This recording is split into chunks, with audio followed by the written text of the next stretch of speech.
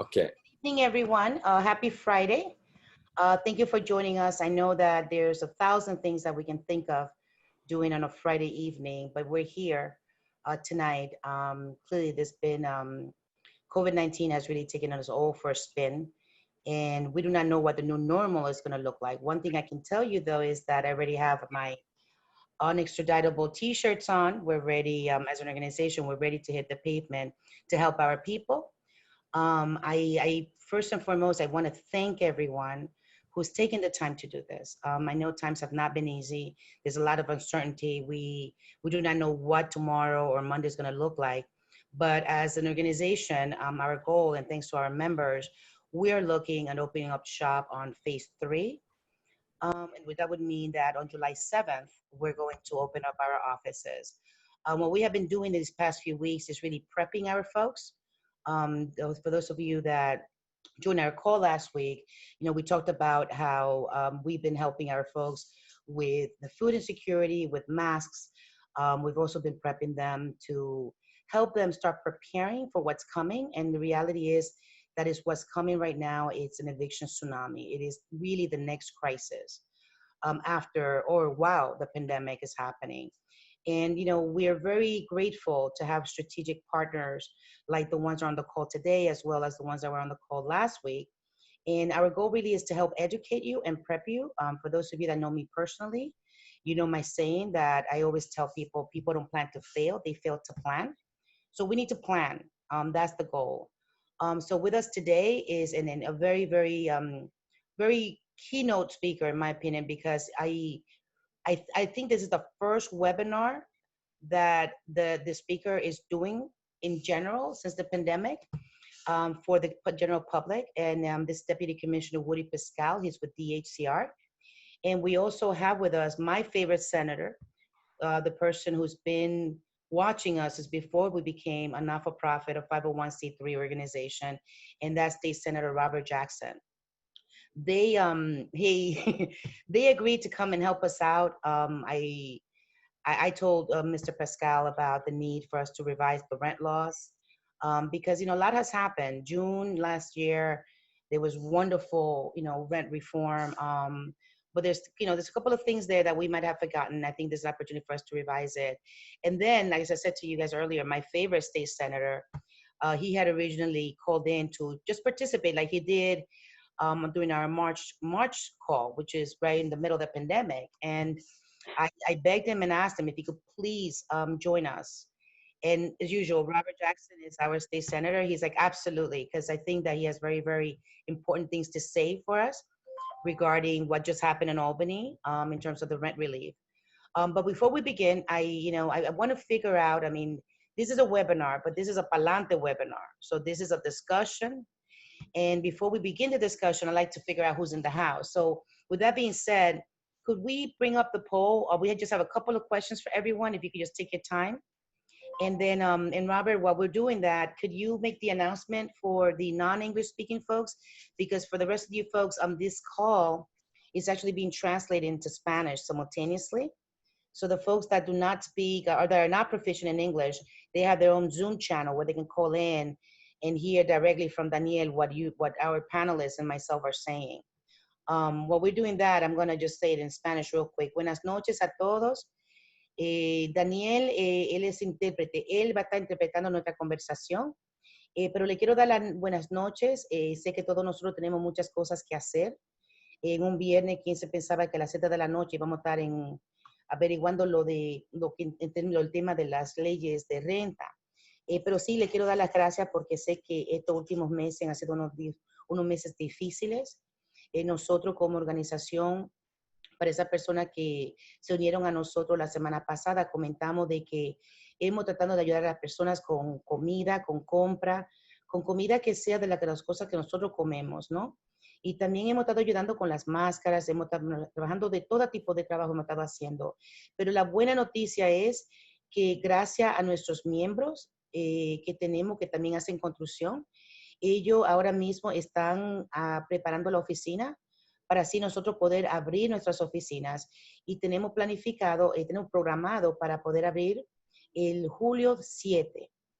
pero claramente eso depende si podemos terminar de arreglar la oficina para así poder traer a las personas claramente con cita, porque así siempre ha sido lo de nosotros, pero ahora se nos lo requiere. Con nosotros quería también dejarles saber que nosotros como organización nos sentimos bien orgullosos y damos muchas gracias a las personas que sí se han unido a nosotros ayudándonos. Por ejemplo, el comisionado de DHR que está con nosotros, Woody Pascal, él es una persona dinámica.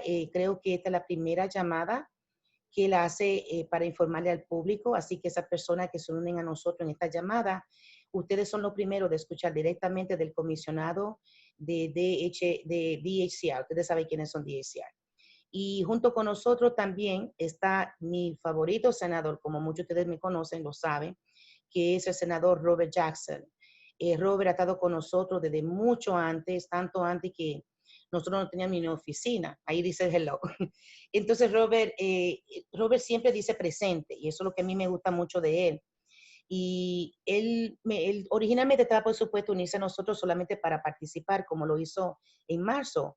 Pero conociendo a Robert como es de él me llamó y yo estábamos charlando hoy y me dice la nueva ley que pasó para ayudar a los inquilinos que están atrasados de renta. Y yo le pregunté que si estaría dispuesto a decir una cuanta palabrita para traernos al día, porque esto apenas pasó. Y claramente, como Robert siempre lo hace, él dijo presente, así, para adelante, presente, y con eso vamos. Así que le doy gracias a todos. Antes de comenzar con el comisionado Woody Pascal y con el senador estatal Robert Jackson, queremos saber, como siempre, esto es una charla, esto no es una práctica solamente. Entonces tenemos unas cuantas preguntitas que queremos que ustedes tomen su tiempo a contestar. Y también esta es la última voz que usted va a escuchar de mí hablando en español, porque tenemos dos intérpretes que son excelentes, de primera clase. Ellas son nuestros socios, nosotros lo adoptamos como familia de Palante. Bueno, Daniel ya hace tiempo que él es familiar de nosotros, pero también está Robert, que ustedes también van a escuchar de él. Así que con eso, creo que podemos comenzar, Robert, con los posts y también antes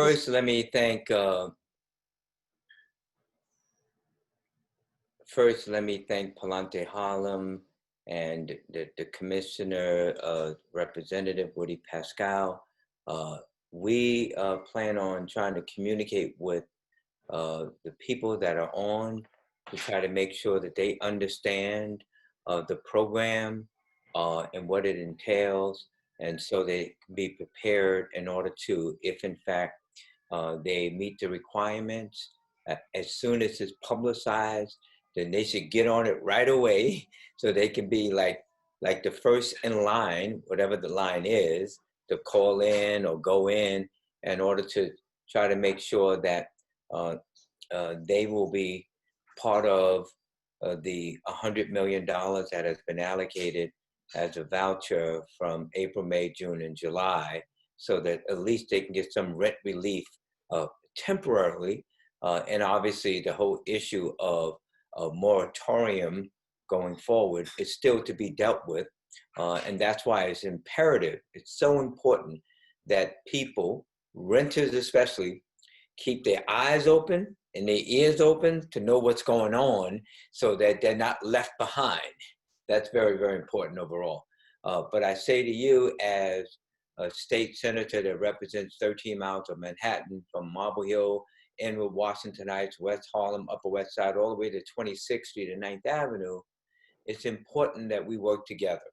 And what I've said publicly and statistically, this is the situation, that in the 31st Senatorial District, which is the district that I represent, we have the most rent-regulated units in the entire state. And Gustavo Rivera of the Bronx has the second most rent-regulated units in the entire state. So you know, when it comes to dealing with rent, my eyes are open and my ears are open, because in fact, I am a rent-regulated tenant myself. And so you know it impacts me just like it impacts you. So let me thank Palante Harlem and the Division for Housing and Community Renewal and our Deputy Commissioner, Woody Pascal, who I've known for years. And I know that he is a qualified individual that will tell us what the real deal is and be straightforward and give us the time frame if he has them. Obviously, things are being worked out, but I'm here to listen also because I know what we pass as a law. The details are being worked out by the Housing and Community Renewal. And so you and I are going to be looking and watching and making sure that if we have internet to be able to go on their website to see whatever, knowing that it's going to come out soon. How soon is another question. I wait to hear whether or not our deputy commissioner has anything in relation to that. So Elsia, thank you. Woody, thank you. And I'm just going to keep quiet and listen to what the people have to say. Thank you. You have to unmute yourself, Elsia. Yep, there we go. I just hit it by mistake. I'm sorry. It was between my phone, the mouse, and everything. And this is a new job that I got going on, the technology side. But I have a couple of questions for you, I think, just so that the audience understand. So basically, there is a bill, right, in Albany to help the tenants that are affected with rent arrears, right, through the COVID. The one that we're dealing with now, you mean? The bill that, right, the bill that is now the 100 million. Okay, well, it's not a bill. It's the law now. The law now, right, that's where you go. But our folks, we did not know that. We did not know there was a bill, right? Now it's a law. So, but basically, I think, you know, when we talked about it, I think you were very specific, like in terms of the criteria. The criteria is that you have, these are for folks that actually were behind before COVID, right? Well, that's my understanding. It would be more appropriate to hear from HCR because they are the ones administering it. And if in fact, if it's something that I don't know, I'm going like, wait a minute, I'm not aware of that. But no, I think clearly the conversations that we had in the state legislature, at least the Senate part of the state legislature, is that you had to had rent burden before the pandemic, meaning you had to pay more than 30% of your income for rent, and that you had to meet the requirements of making sure that you're 80% or less of the AMI. And people say, well, what is the AMI? The area medium income, and understanding that you have to prove that you have to prove the fact that you were paying more than 30% of your rent from your income, and that your total income prior to, let's say, a layoff was 80% or less of the AMI, and you have to prove that. You just can't say, this is what it is, and say, don't worry, we believe everything you say, because I know that people will try their best to do what they can to help themselves and deal with rent. So with that, I want to hear, obviously, from the PowerPoint or presentation, because this is the first time I'm hearing about it myself as a state senator, even though we've passed the law. Wonderful, wonderful. Well, thank you so much. So thank you for passing it. I know 100 million might sound a lot to a lot of people, but it's clearly not enough for all of the rent stabilized tenants. And I do not know if Commissioner Pascal is prepared to be able to speak on that.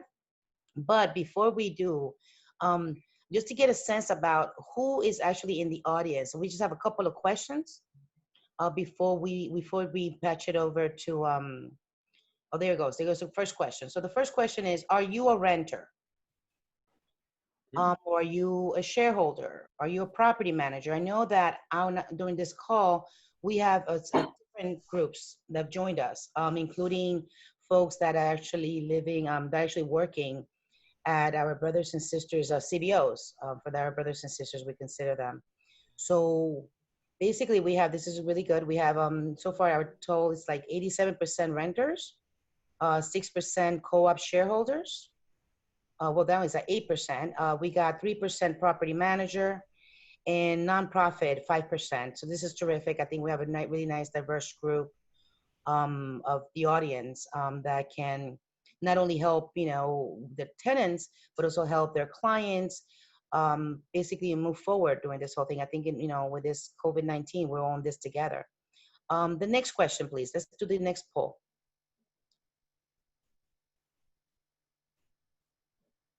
So the question is, if you are a renter, in what type of housing do you live in? As you know, Woody Pascal is the Deputy Commissioner of the New York State Homes and Community Renewal.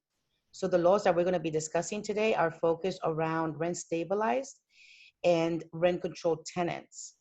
So the tally right now is either you're rent stabilized, rent control, or you live in NYCHA, or you in HUD, or you're living in another type of housing. For example, like if you own a house or you're renting in a house. So our numbers are pretty tight, tight. This is excellent. So 65%, 63% are rent stabilized, 21% are rent control. We've got a couple of folks from HUD, no NYCHAs, and then there's the other. There's like a 13% of other. This is terrific. So now And the number now went just so you know, Elsia, and also the poll continues to be in progress. But yeah, we are now sharing the results definitively. wonderful. So would you be able to share all of the results at the end so people know the actual percentage? Or you could share with me. It doesn't matter. Yeah, we'll be able to revisit those later. Wonderful, wonderful. So 67% right now are rent stabilized and 19% are rent control. The other folks are either HUD or live in private housing. Let's go on to the next question. So of course, you're joining the call. We want to know if you're joining this on behalf of yourself, of your neighbor, if you're a tenant leader, or if you're joining because your boss made you to, because your boss is a property management and he's telling you go listen in and learn, or if you are part of a law firm, or are you an elected official. This is going to help us, including Deputy Commissioner Pascal, to understand who our audience is so that we know and we're able to best assist you with your questions. So right now, 78% are here for themselves. They want to learn about what's happening. We have 0% property management. So that probably means that the property management folks that are joining our call, they're actually in for themselves, which is great. Welcome to the team. Welcome to Palante. Welcome to our home. And then, of course, we got a few elected officials and law firms so that they can help their clients. This is terrific. Let's go to the next poll.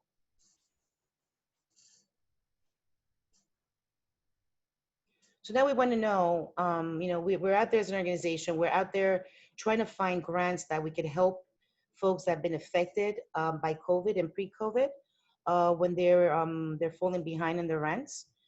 Clearly, landlords need to be able to maintain their building. And clearly, we don't like to owe anybody. So we want to know how many of you folks have actually been affected by COVID-19. And this is actually really much better number than the last call that we had last week. It's showing that 65% of our audience, which constitutes 79 people, that have not been affected by the COVID, in terms of the job loss. However, 36% have. So we want to be able to help those 19 folks remain in their homes. These are folks that lost jobs. Let's go on to their next. That was the job one. 36%, right? They lost their jobs. Can we move on to the next polling question, please? Great. So the next question is, are you able to collect unemployment benefits? The reason why we're asking this question, for those folks that might not be aware, is that there are a lot of folks here that are in the US. They're paying taxes. They don't have what we call a social security number, but we have what is called a TIN number. And these folks are paying the regular taxes. They're in the process of being naturalized citizens in this country. However, a lot of these folks were unable to benefit from the stimulus check or unemployment. And this answer here is going to help us assist and advocate on their behalf as we talk to other governmental officials. So right now, our total looks like about 30% of our folks are able to collect unemployment. But 69 have not been able to collect unemployment, and that's a huge number. Can we go on to the next question, please?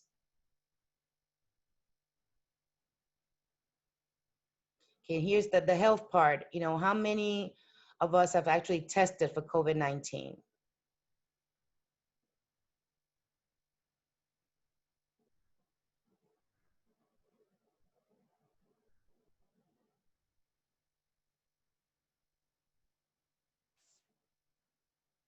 Right now, our number shows that 85% of our audience have tested, no, 86. But we still have 14% of our brothers and sisters that have actually tested positive for COVID. And, I am hoping that all of you guys are in better health right now and you're recuperating. And that, for all of you, the ones that tested no and that tested yes, Palante has been collecting a lot of masks from our local elected officials. So we're going to start distributing them on when we open, which will be July 7th. So feel free to call us and we'll have a nice batch of face masks for those that tested no and yes for COVID-19. I think they believe there's two more questions, right? Robert, can you move on to the next question?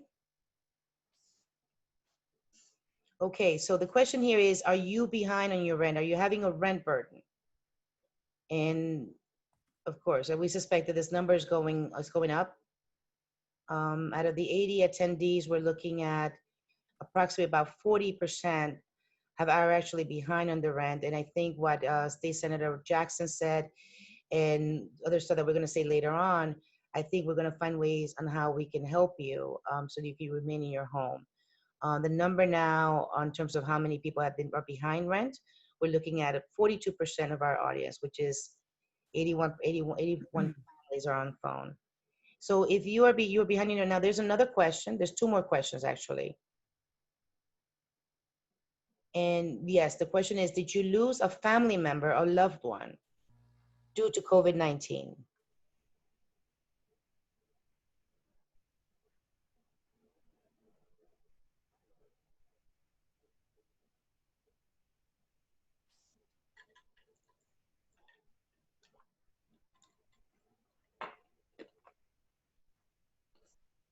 And this is a very sad number because 26% of the folks are joining us who obviously are concerned about their homes, right? The status of their housing. 26% of them have actually lost a family member or loved one due to this terrible pandemic. Can you put up the last question, Robert? Right. So the next question is, if you lost a family member or loved one due to COVID, was that person a tenant of record?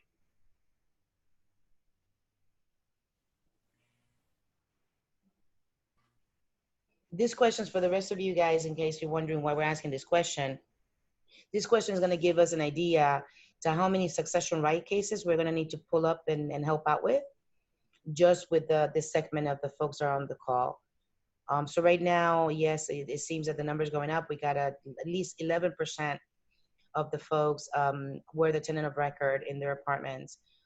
So for those folks that were affected and need to have succession rights, I think the commissioner is going to talk about how, that you can, how you go about getting succession rights, but clearly we're more than happy to also speak on that so that we can make sure that we protect, the rent stabilized units. Robert, I believe that's the last question, right? Yes, there's some survey questions towards the end. Towards the end, wonderful. Yeah, the survey questions for the end are for you guys to let us know how we're doing. This is our second webinar in the entire life as an organization. So your feedback is very important to us. I mean, we aim to be able to serve you and do it right the first time. So give us, we worked really hard to put this together. Give us your feedback, take the time. It just takes a couple of seconds after the call. So that being said, I think we're back to our schedule here. Again, we are very grateful, very thankful that Deputy Commissioner Woody Pascal is going to go over the new rent laws. There's a lot of protection for the tenants. I mean, there's still gaps, but there's still protection, a lot of protection. And we're happy that he's going to be able to review them. I think that for questions, you could clearly go on the Q&A, don't go on the chat, and ask your questions and we will answer them afterwards. But before we move into the rent laws, if we could just open up the questions now for the Emergency Relief Act for State Senator Robert Jackson.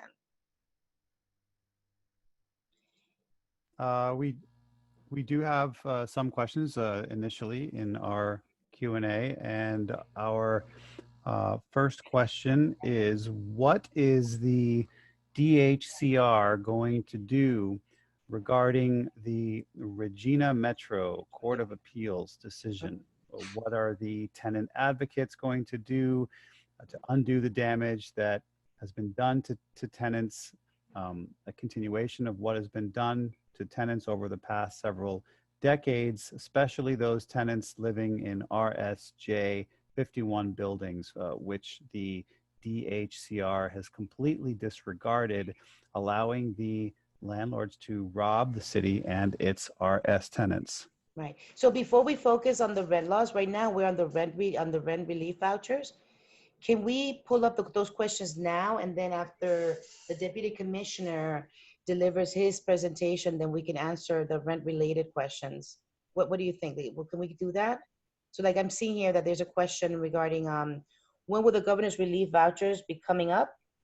Yes, when will the governor's relief vouchers going to be coming? What do we need to do to receive them for those where, as Attorney Serge Joseph stated, will help those whose rent is above 30% of the adjusted income? And thank you for responding to these crucial questions that we do not have answers for so far. And I think neither do we yet, right, Robert? What do you think?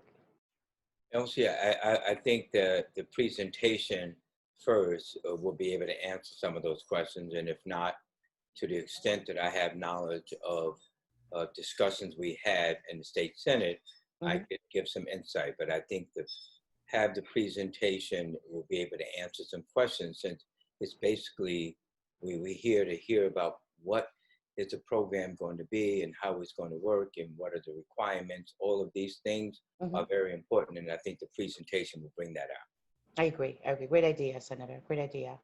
So, Robert, if we could move on to the slides then. And I'm looking here that all of these questions are really, regarding the rent laws. So it's a good call that Senator Jackson says. So let's move on to the new rent laws for Mr. Pascal.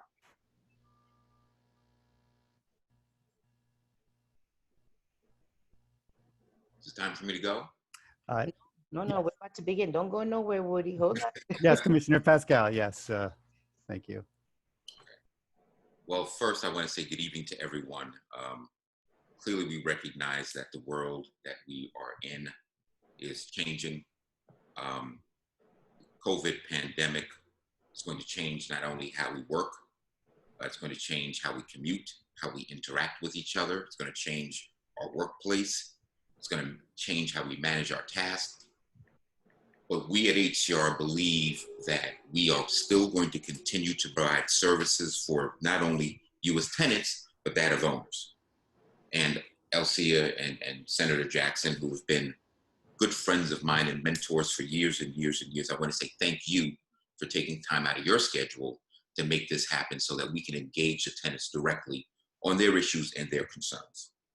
So tonight I'm going to talk about the Housing Stability and Tenant Protection Act, which passed on June 14th of 2019. Clearly, there's still a lot of uncertainty for both owners and tenants since the new laws went into effect in June. Today, I want to make sure that I take an opportunity to tell you kind of what we are doing at HCR.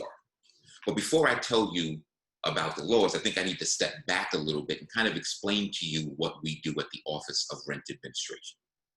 First off, the Office of Rent Administration, the office that I work at, regulates rent-stabilized and rent-controlled apartments for landlord-tenant relationships and privately owned buildings in not only New York City, but Westchester, Nassau, and Rockland.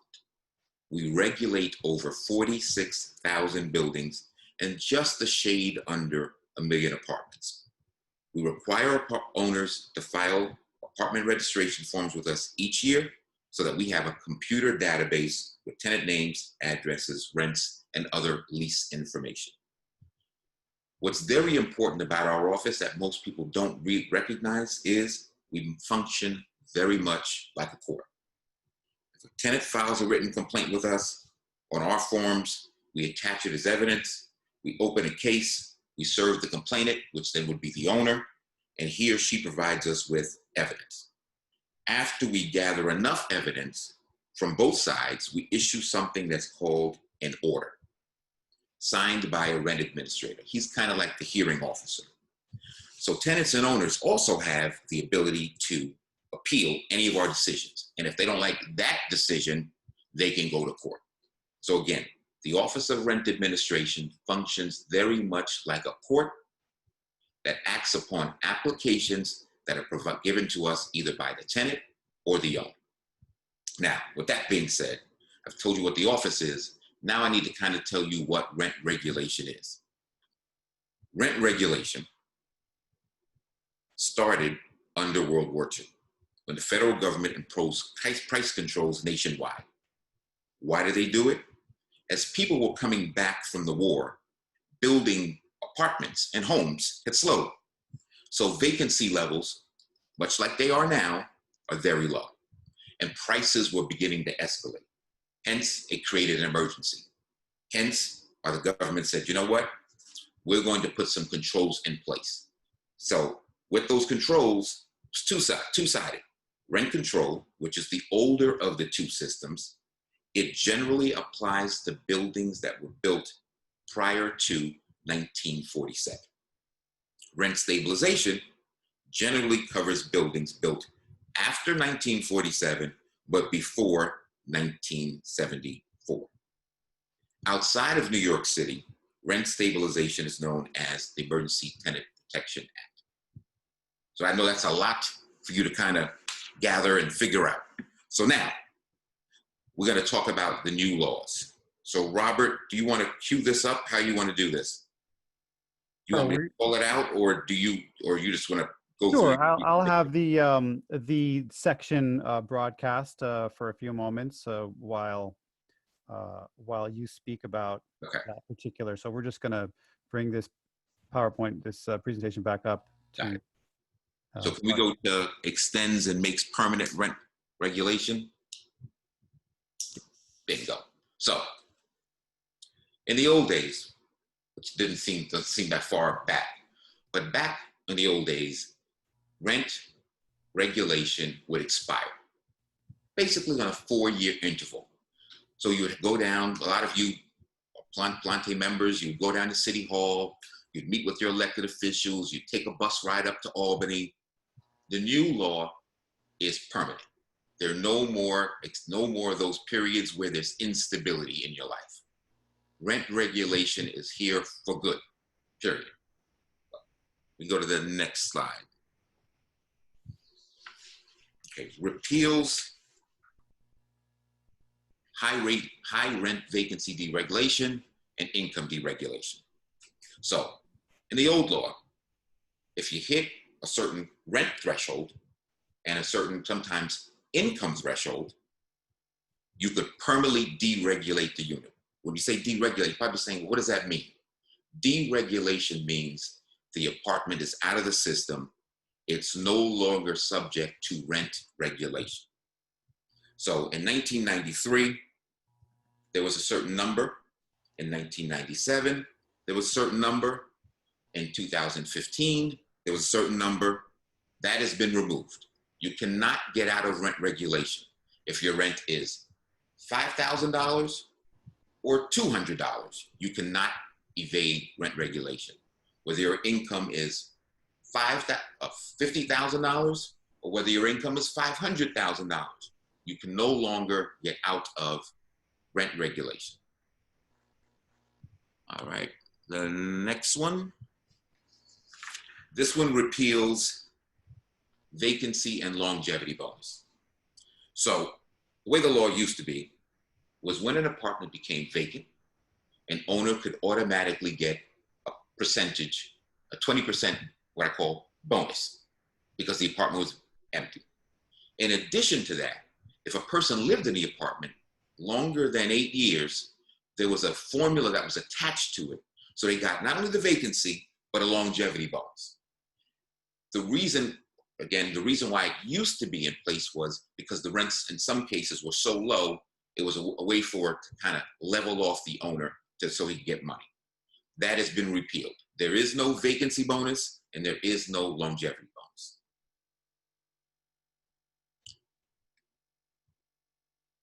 Okay, preferential rent. Now, preferential rent is unique. Almost 32% of the renters in our system have a preferential rent. You're probably saying, what's a preferential rent? Preferential rent is pretty simple. Your legal regulated rent is, let's say, $2,000. The owner can't get $2,000 in your neighborhood, but he can get $1,400. So he's charging you $1,400. That is your preferential rent. So your preferential rent is a lower amount that the owner can charge you for a legal regulated rent. The way the law was, and it changed, I think, in 2011 or 2003, when you had a preferential rent and your lease changed, the owner could charge you up to your legal regulated rent. So let's use the example I just gave you. Your rent, legal regulated rent is $2,000. You're paying $1,400. You don't know when your lease ends if you're going to be paying that $2,000 or the $1,400. So there's instability. So the legislature and the governor signed the law and said basically, no, we're not going to have that anymore. Your preferential rent is now your rent for the time that you're in that apartment. And what will happen at the end of your lease is that they can only increase it based on the rent guideline board increases. So there's no more instability of going from the $1,400 to the $2,000.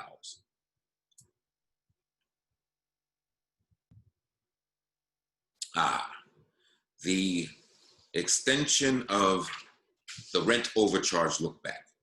So basically, there was a hard rule that was established by a variety of court cases that the Office of Rent Administration, when processing an overcharge, could go back 4 years. The law has extended that period to 6 years. However, there are certain situations that that allow us to go even further back. Like, for example, if there's an issue of fraud. So now, again, it used to be 4 years. Now it starts at 6, but it could be penetrated and can go further back. Next one.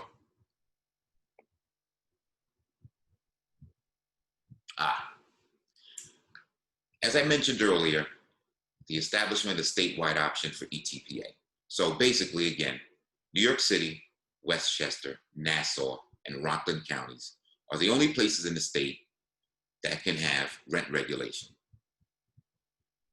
What the law now has basically said is that other municipalities can have the option to opt in. There's certain criteria that they have to deal with in terms of figuring out if there's a vacancy, figuring out if there's an emergency, but other places in the state can opt in. So for example, Rochester or a Buffalo or a Utica or even Albany can now opt into the Emergency Tenant Protection Act or rent regulation.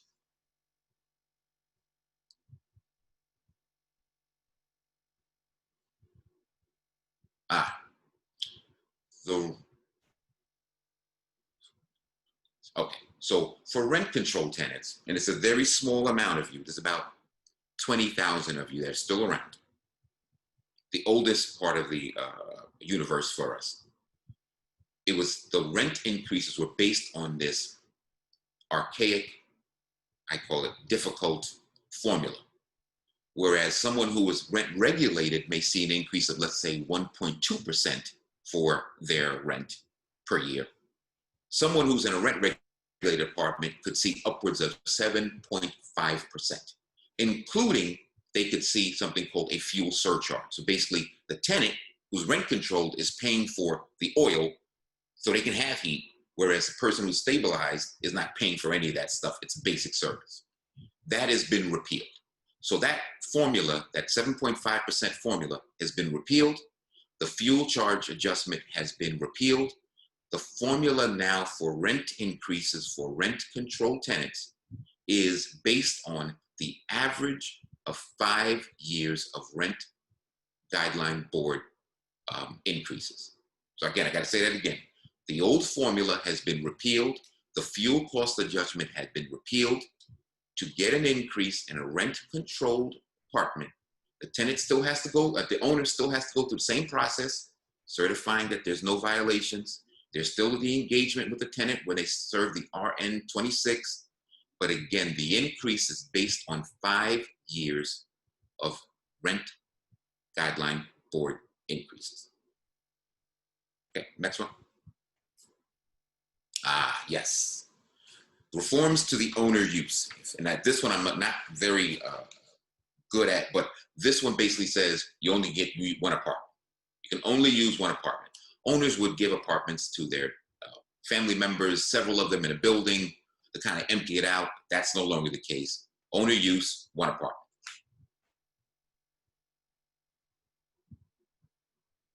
I can't, hold on. Keep stabilized apartments rented to nonprofits in the stabilized system. Yes. So there's a section of the law that has been amended, whereas, yes, if I am running a not-for-profit and I am using that apartment to assist someone. So let's say someone is in Safe Horizons, a victim of domestic violence. That person is in that apartment. That person now has rights to that apartment. The community-based organization and the tenant that's in there putting the head to pillow now has rights. The way it used to be was the not-for-profit was, we call the tenant of record, and they had rights exclusively. Now the law has basically said that both the not-for-profit and the, what I call subleasee, the tenant that's in there, have rights.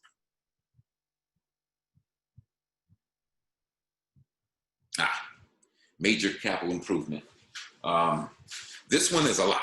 I don't know if people know what a major capital improvement is, but major capital improvement is something that is done that impacts the entire building. So an owner puts in a new boiler, puts in a new roof, not a repair, it must be a new installation. He puts in a new elevator.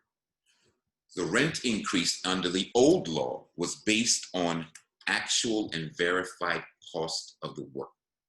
So if the owner said and could prove to us that something cost, let's say $100,000, that was the actual verified cost.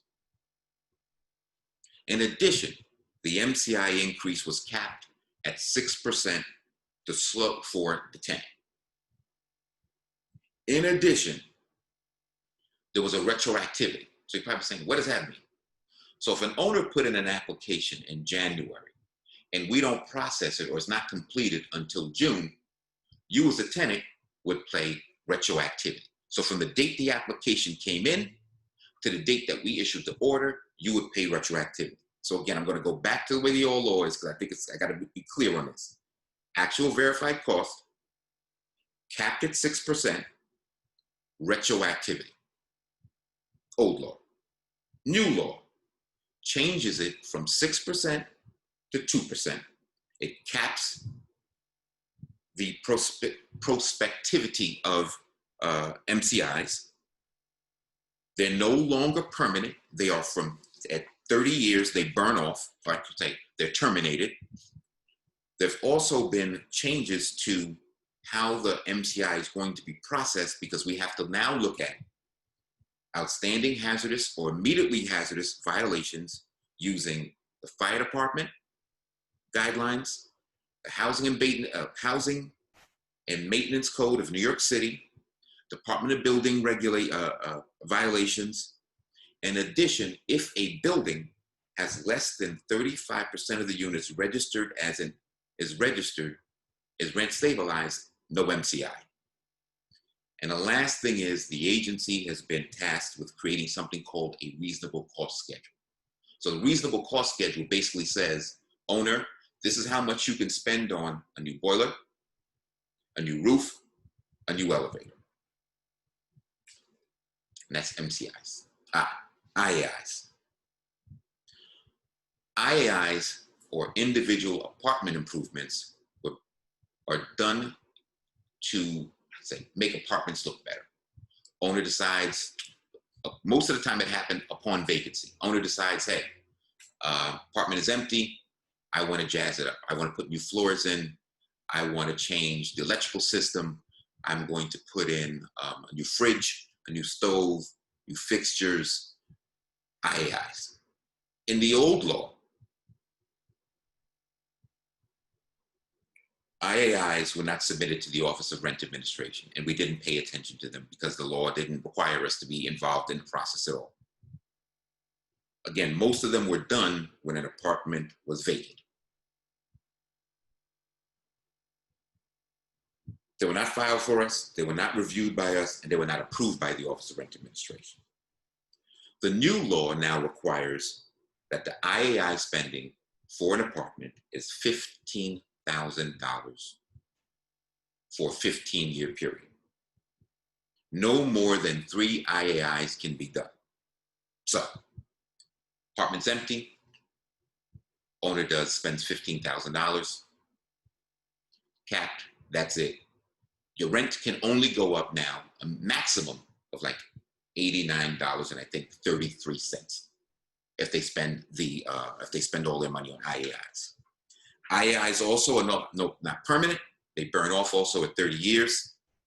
The increases will not go through if, again, they are not they're in violation of the housing code, housing maintenance code, fire department rules, building stuff. In addition, the Office of Rent Administration has now created, again by the law, has created something called a repository. Basically, the owner has to provide us with proof of before and after pictures of what happened in the apartment. And if you are a tenant of record and you were there and the owner did an IAI, there is a form that the owner has to supply to you that you have to sign off on before the IAI can go through. Okay. Establishes stronger housing security and tenant protection statewide. Correct. Again, our jobs at the Office of Rent Administration are to follow the law, administer it, and to provide a service to all of you.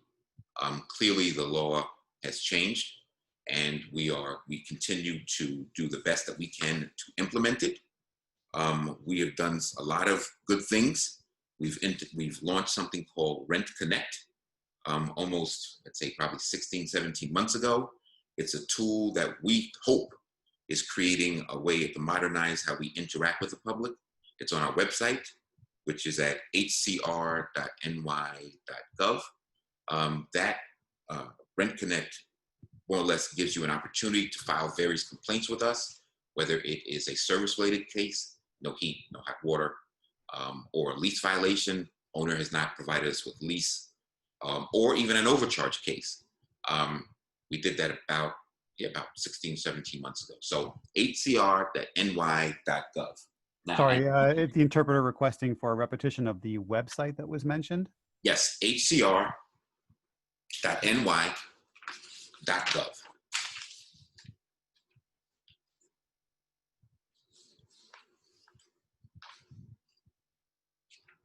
Now I want to be perform condo co-op conversion. Wow, you're really stretching this. Okay, so I don't know what the old number was, but basically, what owners, I guess, were attempting to do, and again, I'm not very well versed on this, but I think what owners were attempting to do at one time were either become a condo or a co-op with a low amount of tenants who would opt in, and that would remove certain units from regulation and provide a cash flow for the owner. That number, I know, is jumped up to, and Senator Jackson, you may be better at this than I am. I think the number now is, it used to be like maybe 20% or 30%. I think now the number is you have to have at least half of the building, or 51% of the building, be able to opt in before it can become a co-op or a condo. Is that right, Senator? I'm not too sure on that one. And I'm not too sure either, so I'm going to say it sounds good, but I'm not sure. But it's easily verifiable, though. Okay, so we can check that out. What else we got? Okay. So I mentioned, that this is a lot of information. I've tried to give you kind of what we're doing, where we are. The law clearly has been sweeping. This is the first time probably in a generation that these laws have moved the way that they have. But I want you to recognize and know that this is only the start of the conversation. We are still deliberating on certain aspects of the law. We're going to do the best that we can to implement it properly. Judges eventually are going to be making decisions on certain things that we're doing. The Senate and Assembly potentially may change how we do certain things. But we're going to be here for y'all. And again, we want y'all to know that we're here. and I want you to be able to contact us. And we have a phone number, which just changed recently, which is, oh boy. I'm going to get the phone number and give it to you all in a minute. But we do have, again, our website. I actually have it, Woody. Oh, you do the 800 number? It's that phone number is 833. Oh, good. Thank you. 499-0343. Great. So again, if you guys want to reach out to DHCR, you no longer call the 718 number. You have to call this number. Right. It's 833-499-0343. For those of you that have, fact sheets and any literature from DHCR, you're going to see the 718 number. That number has been changed to this number. And I think, Woody, I think it's important for them to let us know, because I know that we have a lot of folks online saying, well, I have cases with DHCR. What happens if, if I lost my my mom and dad and they were the tenant of record, can I file an application for succession rights? Can I file for rent reduction because of the conditions? So is DHCR open up? I mean, can we start filing? I know We never stopped accepting applications. Excellent. Okay. We've always been accepting applications. The processing slowed down a bit because we recognized that tenants and owners were not available. And especially, I'll use service as a good example. I've got a broken window. I don't want the super to come in my apartment. We've heard from tenants, literally, we didn't want anyone, especially at the beginning, we didn't want anyone to get access. And then owners were telling us our management companies are closed, that there was no one there. So as we've been processing what I call the most emergency cases, vacate orders, things where people literally are outside of their unit to ensure that they have their rights. But we've still been docketing cases, and cases are going to start processing next week. Next week, okay. So just to understand that the vacate orders, that's like, let's say, people that got burned out. Correct. Of a fire. Correct. Apartment buildings, the most hazardous and immediate issues that are happening where people can't reside in their apartment. And this is when the Red Cross picks them up and takes them to a shelter. And this did happen a lot during the pandemic, so I'm sure you guys have been busy. Right. I think we got to spend a lot more time at home, and more things happen, and we realized also that the electrical outlets that we have were not up to par, and thus, here we are. In terms of so if I'm a tenant and I want to file an application, you mentioned Rent Connect. No, not Rent Connect. What is it called? Rent Connect. It's on our website. It's called Rent Connect. Yes. Okay. So with Rent Connect, what can a tenant do? Can they submit a service complaint? What else can they do? They can file a service complaint. They can file a lease violation. They can file a overcharge case, and they can respond to MCI cases online. Wow. Even MCIs, that's huge. That's huge. That's relatively new. I'd say probably the last 6 or 7 months. Yeah, because MCI. Once we actually notify a tenant, hey, an owner said that they spent money on a capital improvement in the building, we send them a notice, and there's a little PIN number that's there, and they can actually submit online. We've just actually been doing very well. Excellent, excellent. So for folks that have current applications with the DHCR, like let's say the rent overcharges, as well as, let's say, the service complaint, what's your advice to them? Like, hold tight, we're going to come to you? How? We are going to come to you, and I think it's important to note, remember I said that we function like a court? So one of the aspects of what we do is that we have concurrent jurisdiction on certain things with the court. If the court is closed, in some respects, we can't move either, because again, as we issue this order, you can appeal it internally, but you also can appeal it to the courts. But you can't appeal it we can't issue an order if the courts are not open, because you don't have that time frame. So it's all of these different things that were happening simultaneously. Okay, so let's we're going to be open. So scenario is like, let's say that my landlord takes me to court in August, which is the month where people are going to end up having to, figure it out, confronting their landlord. Right. This means that it's going to be in August, but it's going to start in August. Right. So let's say I'm a tenant, right? I have a rent overcharge application submitted to the agency. Like you said, it's like a court system, right? The back and forth. We could have filed in, let's say 2018, right? But we're still pending. But now the landlord takes me to court on a non-payment.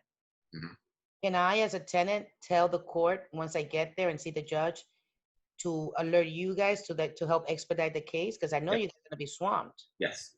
Yes. How does the tenant go about doing that? And the courts have done that, where they have said, okay, I'm not going to make a decision on this because you're dealing with an overcharge case. Please expedite it. And if you look at fact sheet, and I'm doing this by memory, fact sheet, I think 34, it deals specifically with expedited proceedings. So that would be a case where we just literally take it out the drawer and process it quicker. And the really only way to really expedite cases with DSCR is through this method, right? So we shouldn't really be sad that we have been taken to court, because we could actually get some relief from the agency and stay the case in housing courts. In other words, if I'm a tenant, the landlord takes me to court for non-payment, and I already have an application with the state agency before the pandemic, right? Or even during the pandemic, right? Because you guys were remain open. If I'm in court, I can ask the judge, can you tell the folks at DHCR that I have a case pending here in court, and if they can help expedite it, and the courts can do that for them, right? Correct, yes. And they can basically stay the case. They can stop the case in housing court until DHCR is able to go through everything, the whole investigation, because what you guys do is an investigation, right? Yes, a complete audit of the audit, right. Because I know there was new ruling also in court where the tenant gets to choose. And I always think that, it's better to choose with DHCR because you guys do an investigation as opposed to, having some sort of negotiation in the hallway of the housing court, which is never a good thing. So the same thing goes with, let's say if the tenant does not have, has a rent reduction order, right? Because of services in the building, right? Because of services or lack of services in the house, in the apartments, and they're in court, they can bring that order to show that the rent is lower. But how do they get, if I'm a tenant, right? How do they get a copy of that order showing that the rent is reduced by virtue of the conditions in the apartment? Do they have to call DSCR and make an appointment to get a certified copy of the order to take to court? Because no, not necessarily. You can go on the website, or you can go into, well, now you're gonna have to call by appointment to get into one of the local offices, but you can go on our website and say, hey, I'm John Smith. I live at 1359 Amsterdam Avenue, and I'm in apartment 1A. I want a copy of any and all orders for 1A. Okay. And you'll have to be able to verify that you are John Smith and you're the tenant of record, and then we'll send it to you. Or in some cases, in fact, we've worked very hard at trying to change what I call the paper-driven process. So it can be emailed to us. I think it's ORA. I'd have to get you the email address, but I think it's like ORA something at nyshcr.org, where we email the information to you. So you don't have to physically come into the office. You can email us and we can send that stuff to you. So we can get certified copies sent to us via email? That's terrific. Yes, because again, the pandemic has changed how we're processing and how we're doing things. One of the things which we had to learn to do was, we couldn't have the same what I call social footprint in the office. So people had to work from home and we had to make some adjustments. Well, this is terrific. We're gonna have to talk to HUD just for our audience. I think that we need to explain. So, like I just said before in the beginning of this call, that I'm a big, I'm known for saying, people don't plan to fail, they fail to plan. So with all the energy about what's gonna happen, we're probably behind on the rent, we have conditions in our apartment, or we have to assert our succession rights. I think that all that energy, all that anxiety that we're going through right now could probably be used by ordering through your method, Mr. Pascal, a copy of the rent registration history and any orders associated with their apartments to be mailed to them, and they can do that online, you're saying? Yes. And just for the audience to know, so the way it works is that if a landlord takes you to court for non-payment, one, you need to have the fences, right? So conditions of your apartment, did you lose income? There has to be something that's gonna allow you to circumvent the landlord's legal fees. Because if you don't have any issues in your apartment and you didn't lose income because of COVID, they're gonna hit you with legal fees. At the end, you're gonna have to pay his lawyer. So it is always important that you arm yourself with defenses for whatever it is. So for example, your first thing as a tenant, any rent stabilized tenant, any rent control tenant, I don't care, as long as you're living in some sort of rent regulated apartment, rent stabilized or rent control with DSCR, you should have a copy of your entire rent registration history. And you have that. That is almost as important as your lease. If you don't have a lease with you and you need to run and prove someone that that is your apartment, that rent registration, that's state issue. That's legit. So you could easily ask for this. It gets mailed to you. It doesn't cost you not even now, not even a stamp. Before it cost you a stamp before. Now it doesn't even cost you a stamp. Not even a trip, not even, MetroCard trip, because now you could order it thanks to Mr. Pascal's team. Then Let me give you this. Let me add this in there. So the email address for that is ORA Records. ORA Records at nyshcr.org. ORA Records, one word, at nyshcr.org. That's excellent. We're going to do a follow-up with all of our attendees and give them these links, the link to your website as well as this email. Yep. And thank you so much. So basically, if you're a tenant that, you got to prepare yourself for court, you make believe you're going to go in, in an army. And what you do is you email the ORA records, right? And you all you need to do is just request, hi, my name is such and such. I live at such and such address. I would like to have a copy of my rent registration history. And it's important to note, they've got to be able to verify to us that they are in fact the tenant of record. Okay, so how do they do that? What happens if my mother died and I'm not the tenant of record? You're gonna give us, let me see your Con Ed bill. Attach your Con Ed bill. Show proof. So you have to take a picture of it and send it via the email. They can do it by the email, yes. By email, okay. So you take a picture, that makes sense. So you take a picture, even if you are the tenant of record, right? Take a picture like a Con Ed bill and attach it to your email address with your request, right? Right. Okay. And then, so you can request, when they request a rent registration history, they should request for the entire history from 1984 to present.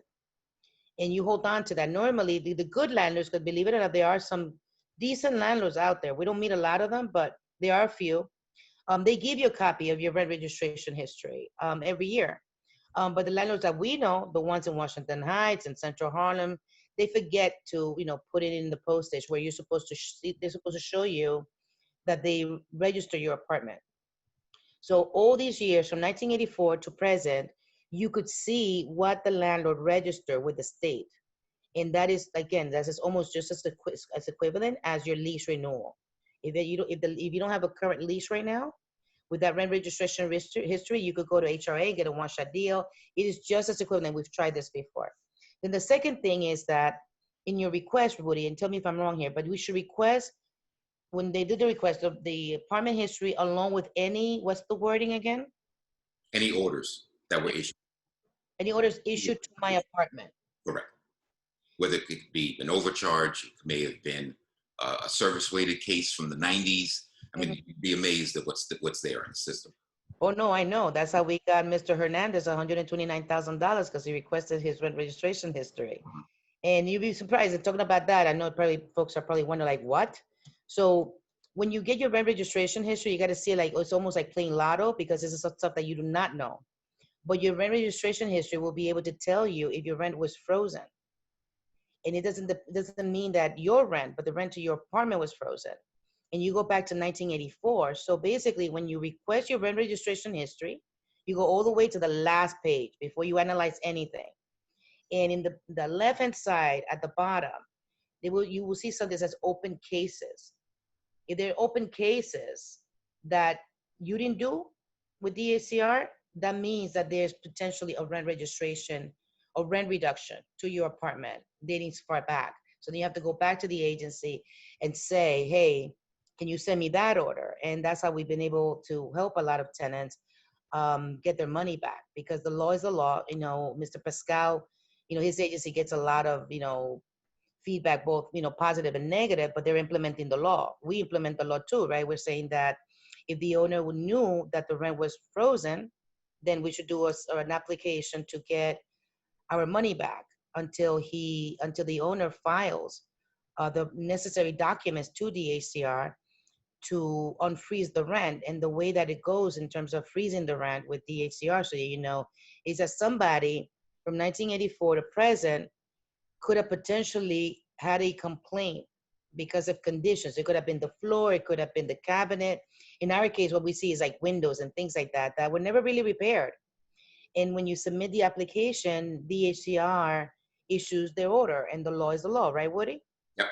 So getting the rent registration history might actually benefit you guys, simply because the agency, one, will send it to you for free. And second of all, if you do encounter that, then the next steps would be for you guys to call us. We're more than happy to help you navigate that. Or, you know, just contact the landlord and say, hey, buddy, you've been overcharging me. My rent is $300 and I'm paying you $1,700. That's really how it works. So Woody, I think this is great. I think that your agency going online like this is terrific. I mean, I remember back to the fact sheet days, the application days. You know, we you know, this is not our first rodeo, so I'm really excited about this. We're slowly getting into the 21st century, but it takes time. But we're getting there. It's good. You know, we're putting them in. You know, and going back to the tenants. No, I know that I see a lot of questions here, and I see a lot of. No, but let me finish. Wait, let me finish up the court thing. Mhm. So you get your rent registration here. You get all the orders. The next step is that you go to HPD, and you request from HPD a copy of your open and closed violations to your apartment. And you can actually take those two documents, the orders from Mr. Pascal's division as well as HPD, and when you get to court, we could go as far back as 7 years of conditions in your apartment that you could get an abatement. So just because if you lost money because of COVID, when you get to court, you could still bring in these claims, assuming, of course, that you have not been in court in the last 7 years, meaning that you had not settled your claims. So we're more than happy to help you with that. So that being said, Woody, you're right. There's a bunch of questions, and I'm going to shut up and I'm going to send it over to Robert. Sure, happy to. Jackson, do you want anything to say? I wanted to say that any tenant that is requesting from HCR, don't wait till the last minute. Please, thank you. Don't wait. As soon as you know you have a future date 6 weeks from now in court, you order it right away. Because if you wait and you know it takes time to process that and find everything, and your court date is already there, you'll be in trouble. Right. So let's do it early and get it out the way so you have it, so that your Palante Harlem can analyze it with you and or with an attorney beforehand, so you know what you're facing. Right. And I mean, and what is the best time now, right? We have nothing to do. We could do this online. Well, who has nothing to do? Well, you know what I mean? Like, no, in other words, like, you know, the landlord's knocking on our door. There's nothing that we can do, right? We got no job. We got all these conditions. So let's put all that energy into preparing. You start preparing with getting those documents in place.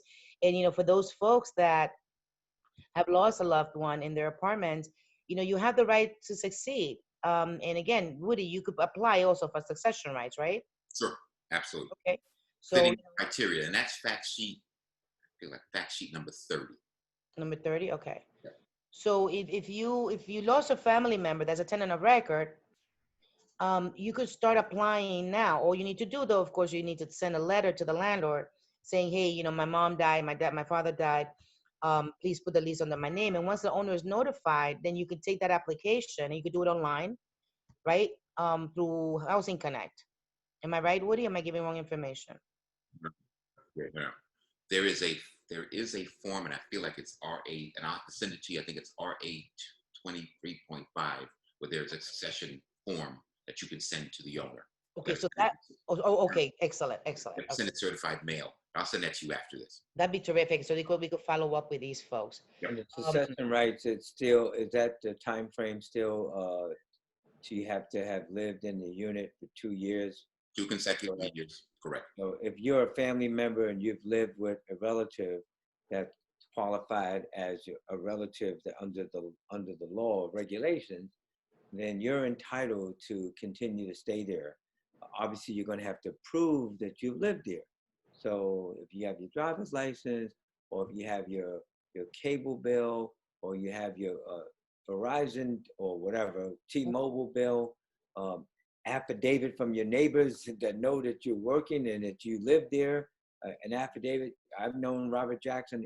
I've seen him there. He lives there, and he's been there for more than 2 years. Mhm. All of that is documentation and evidence if, in fact, the landlord tries to say, no, no, no, you don't have rights and you haven't lived there. So Right. all of those things, and especially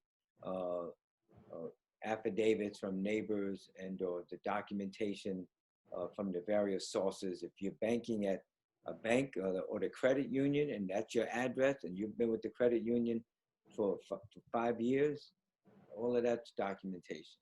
Mhm. Now, if it's rent control, it changes slightly.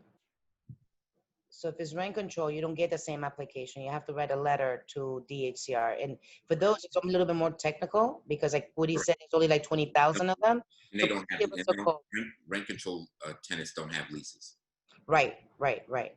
So if you're rent control and, or, you know, you lost a family relative who is rent control, you could still get succession rights with the same rent that that person was paying, but come to our office so we can help you navigate that because most of the rent control tenants do not have leases.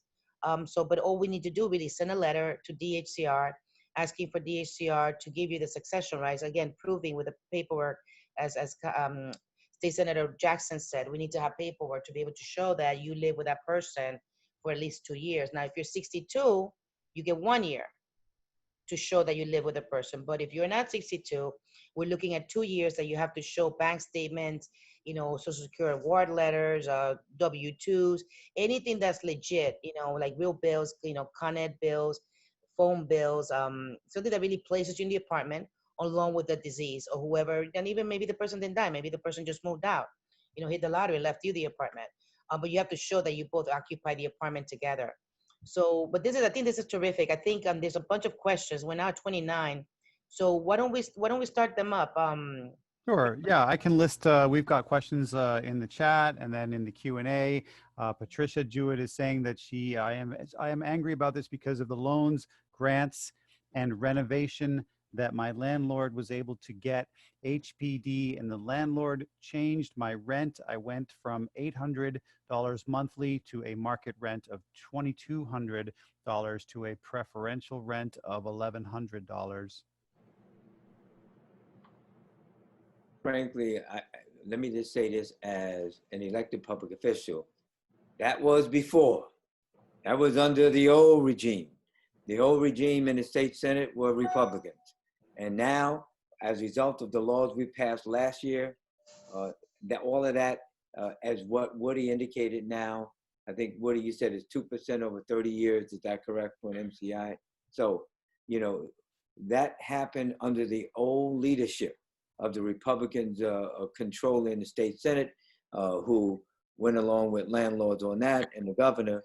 And Senator, let me jump in because it sounds to me that this particular tenant lives in a building that may have been sub-rehab, where there was major work done to the building, and then HPD came in, provided probably a loan to the owner.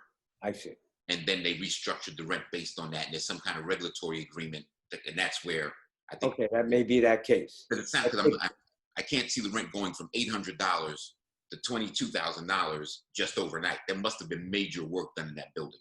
So, Patricia, why don't you get that to Elsia Vasquez and Palante, and she Maybe can take a look at it with DHCR and see what happened. Okay. What happened with Patricia, I think, and I'll wait for Patricia to send me more documents, but they were scheduled to own their building. Mm-hmm. And somehow the same sponsor, they flipped the property. They created a temporary HDFC, they flipped it, and they went to HPD to get an Article 11 and PLP loan. Ah, there it is. Okay. And they were like, no, no, no. And we actually questioned HPD, like, what are you doing? We have proof that the owner before already had some sort of grant to rehabilitate the building, the property, and he did a shoddy job. So the city gave him more money. And now all of the rents went up, they ballooned up, and we try to stop it. But you know, and this is something that Jackson, I think we need to start looking at how the owners are circumventing Woody's agency to restructure these rents, simply because, so they get the Article 11, then they get the PLP loan is to enhance the building. And then the city, the HPD turns around and is like, oh, gee, you know what, Mr. Landlord, we want to help you pay back the loan. So we're going to go and restructure the loan. I mean, restructure the rents in these apartments and thus circumventing DHCR. Yeah, And well, to get it, that's how we're losing a lot of rent stabilized apartment. I'm more than happy to follow up with you guys on this, but it's a hustle. I think that we're gonna have to put the legal minds together from all of the attorneys in order to come up with an action plan, whether it's a lawsuit or other laws, whatever. So as far as all of the legal aid attorneys, Manhattan Legal Services, Harlem Legal Services, Bronx, come together and say, how are we going to deal with that? I don't know how many are out like that, but I think that that's what has to be done. Yeah, I agree. And I think also that there needs to be some sort of legislation stopping HPD from restructuring these units and leaving the job of people that know what they're doing, like the HCR. I mean, Right. they, you know, they oversee, because in addition to doing that, the landlord can also go back and do it and apply for MCIs. So that's when I'm more than happy to follow up on that. Let's go to the next question, folks. Oh yeah, we've got, I'm going to jump to one in a question that I see in Spanish, and I'll read it in Spanish. For those listening in English, you'll hear it interpreted into English. Mi nombre es Juan. Mi apartamento está a nombre de mi primo. Tengo viviendo 7 años en el apartamento. ¿Y cómo puedo ponerlo a mi nombre?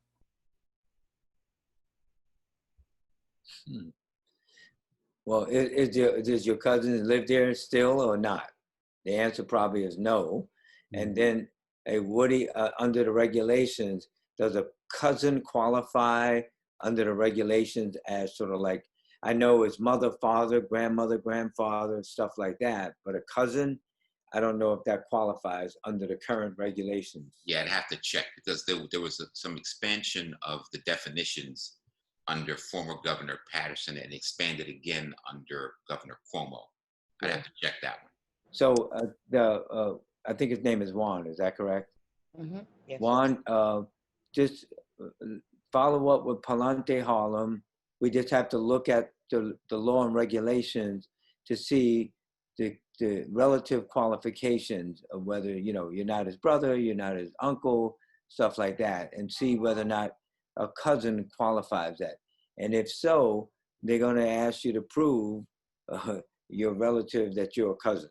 You know what I mean? So follow up with Palante Harlem on that. That should not be very difficult. So just stay quiet and let's follow up. If a tenant with a preferential rent now obtains HPD or NYCHA Section 8, when we sign a HAP contract with Section 8, can the landlord drop the PR and charge Section 8, the registered regulated rent?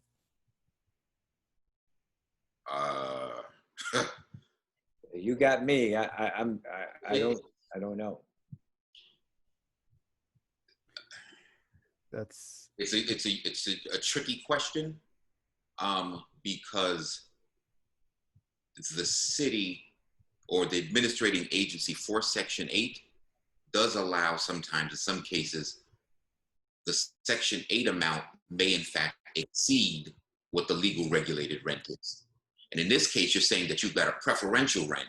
So the question then is, what's your legal rent? And does that exceed, in fact, how much your Section 8 voucher is? So that was a little bit more tricky, more complex.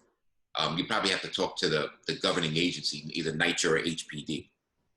I think but in fact, as a tenant, you can go to Palante and do an intake, or you can go to your city council member or your state assembly member, your state senator, and do an intake, and they can help you with that. So, or, you know, you have CBOs like Palante, Northern Manhattan Improvement Corp, and others, but you can also go to elected public official in order to flesh that out so you thoroughly know what you're entitled to.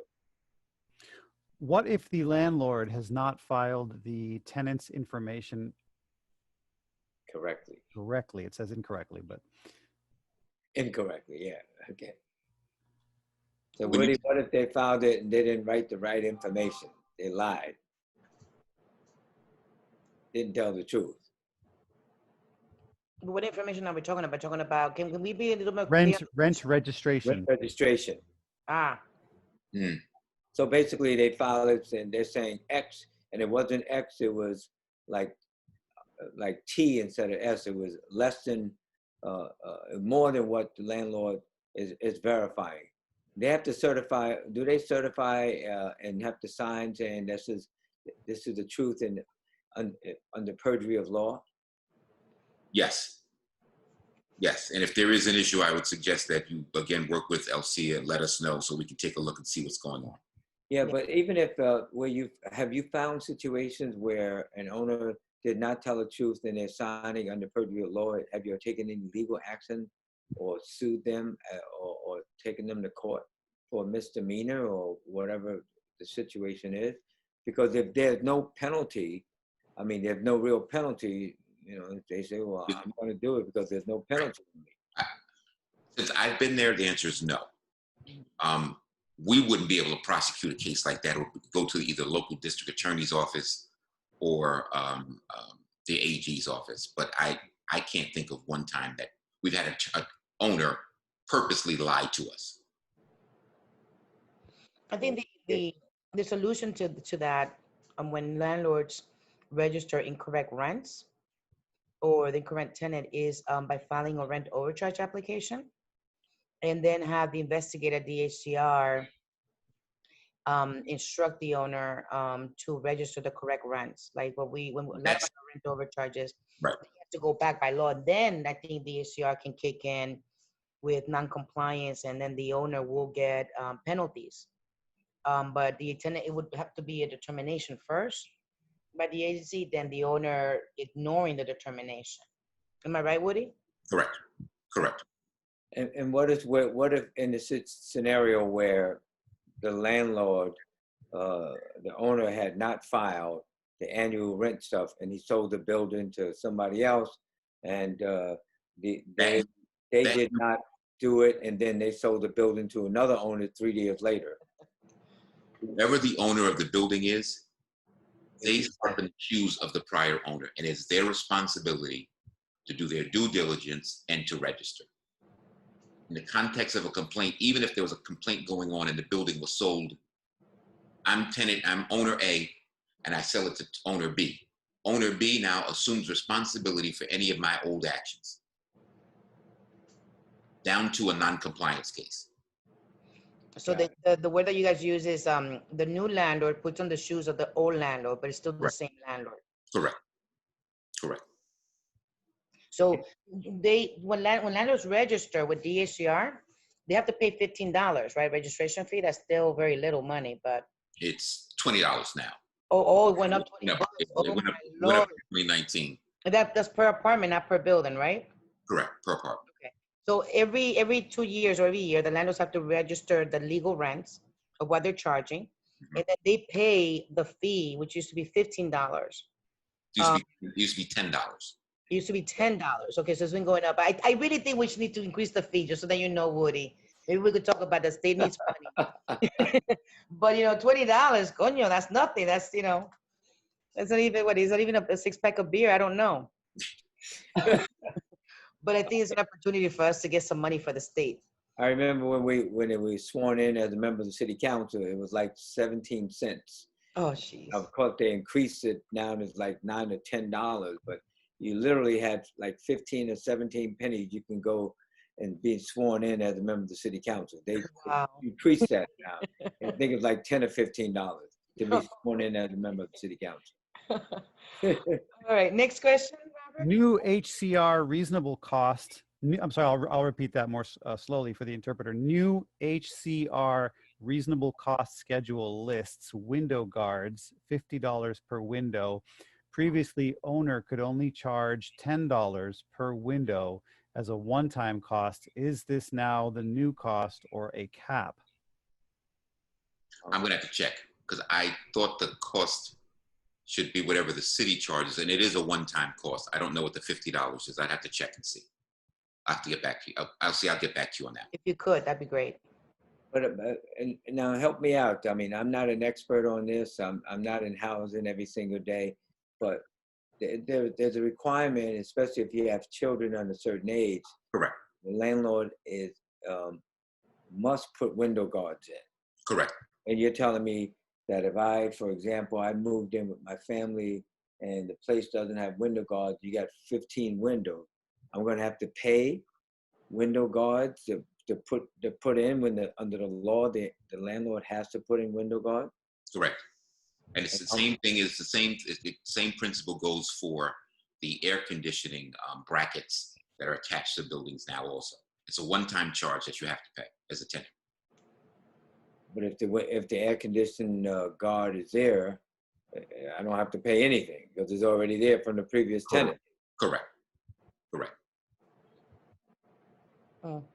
Okay.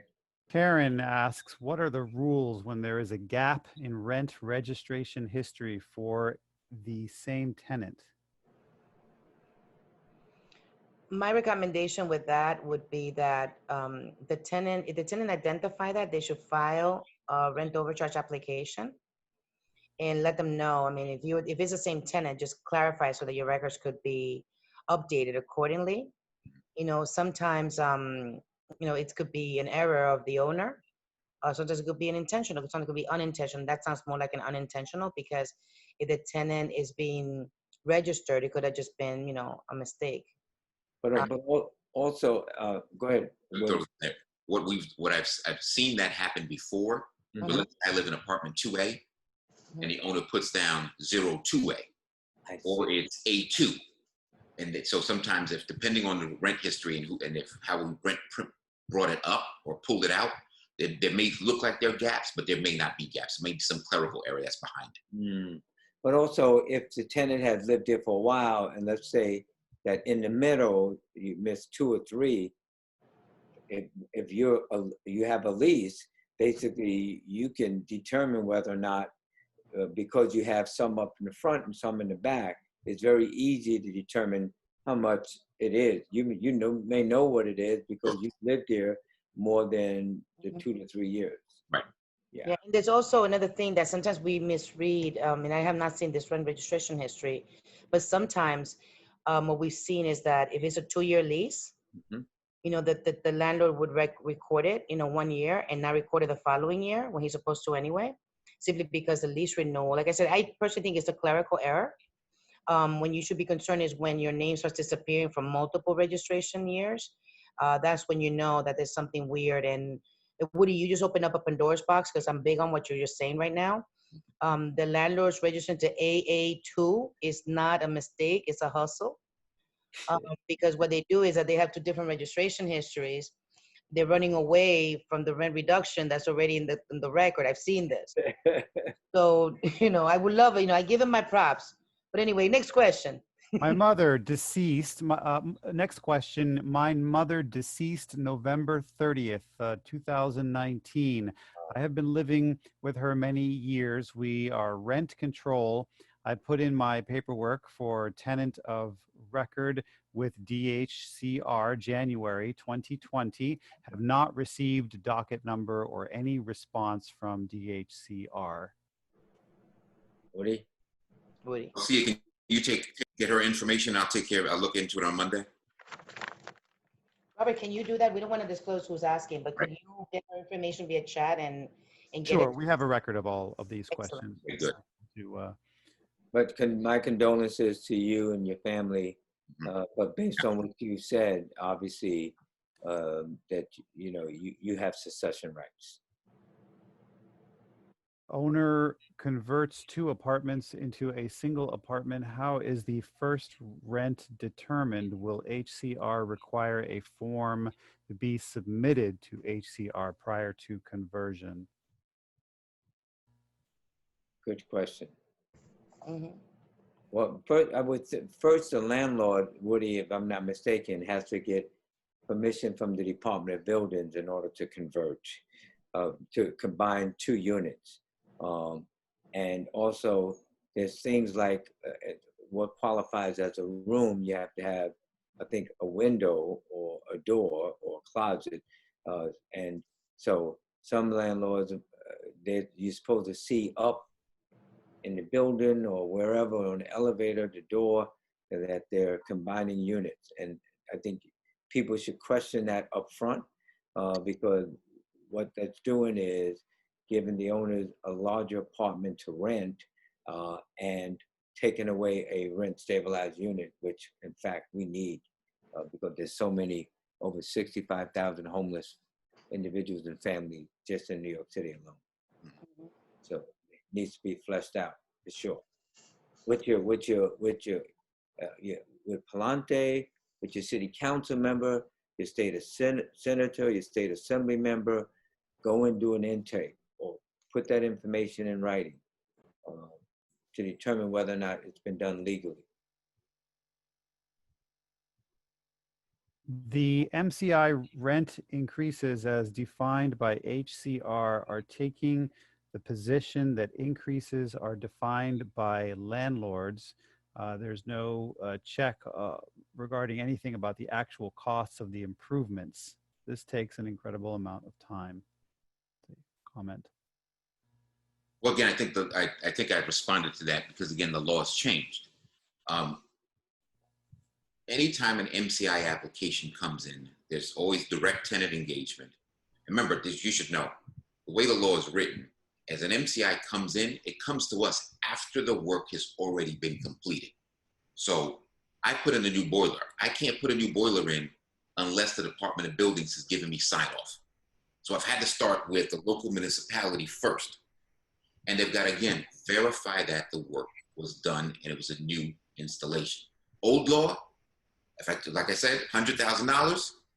We checked it, so the bank stuff checked out. We saw the contracts checked out. New law requires them to use a reasonable cost schedule. So you're going to see some adjustments there. And there's one more thing I did not mention earlier, is 20 out of the, every year we get about 1,000 MCIs that we process. Out of the 1,000, 200, minimum of 250 of them will have to be physically inspected. So it's 25%. Hey, Robert, Yes. you see Lizette is saying she's asked a question a long time ago and has not been put forward. But Yeah. I scrolled up, I didn't see Uh-huh. anything. I do take a look.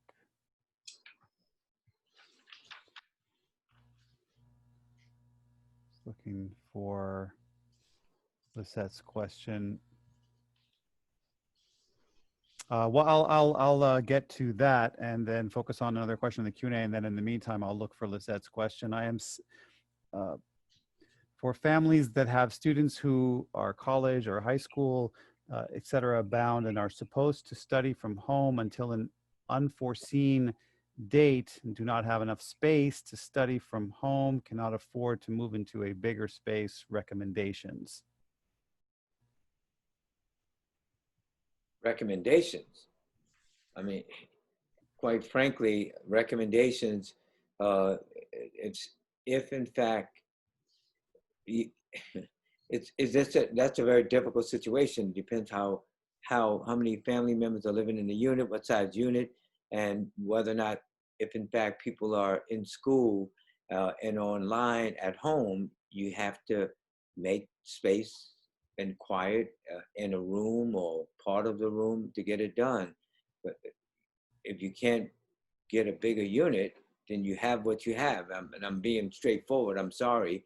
I mean, that's what it is. The libraries are not open to go to the library. You know, I don't know whether or not reading or writing can be done in the park. I'm just saying you have to look at all options, but obviously if you can't get into a bigger space, a bigger apartment, and I don't know how many individuals in that family and what size apartments, you have to do the best you can under the circumstances. Unless, Elsie, you have any thoughts on that? Woody? I mean, I'm just trying to be real. It's a very complicated and difficult situation. I don't have any thoughts on it. It's hard. I get it. Elsie, we can't hear you. I'm sorry, I just hit my mouse again. This is regarding the apartment size. I'm seeing the question.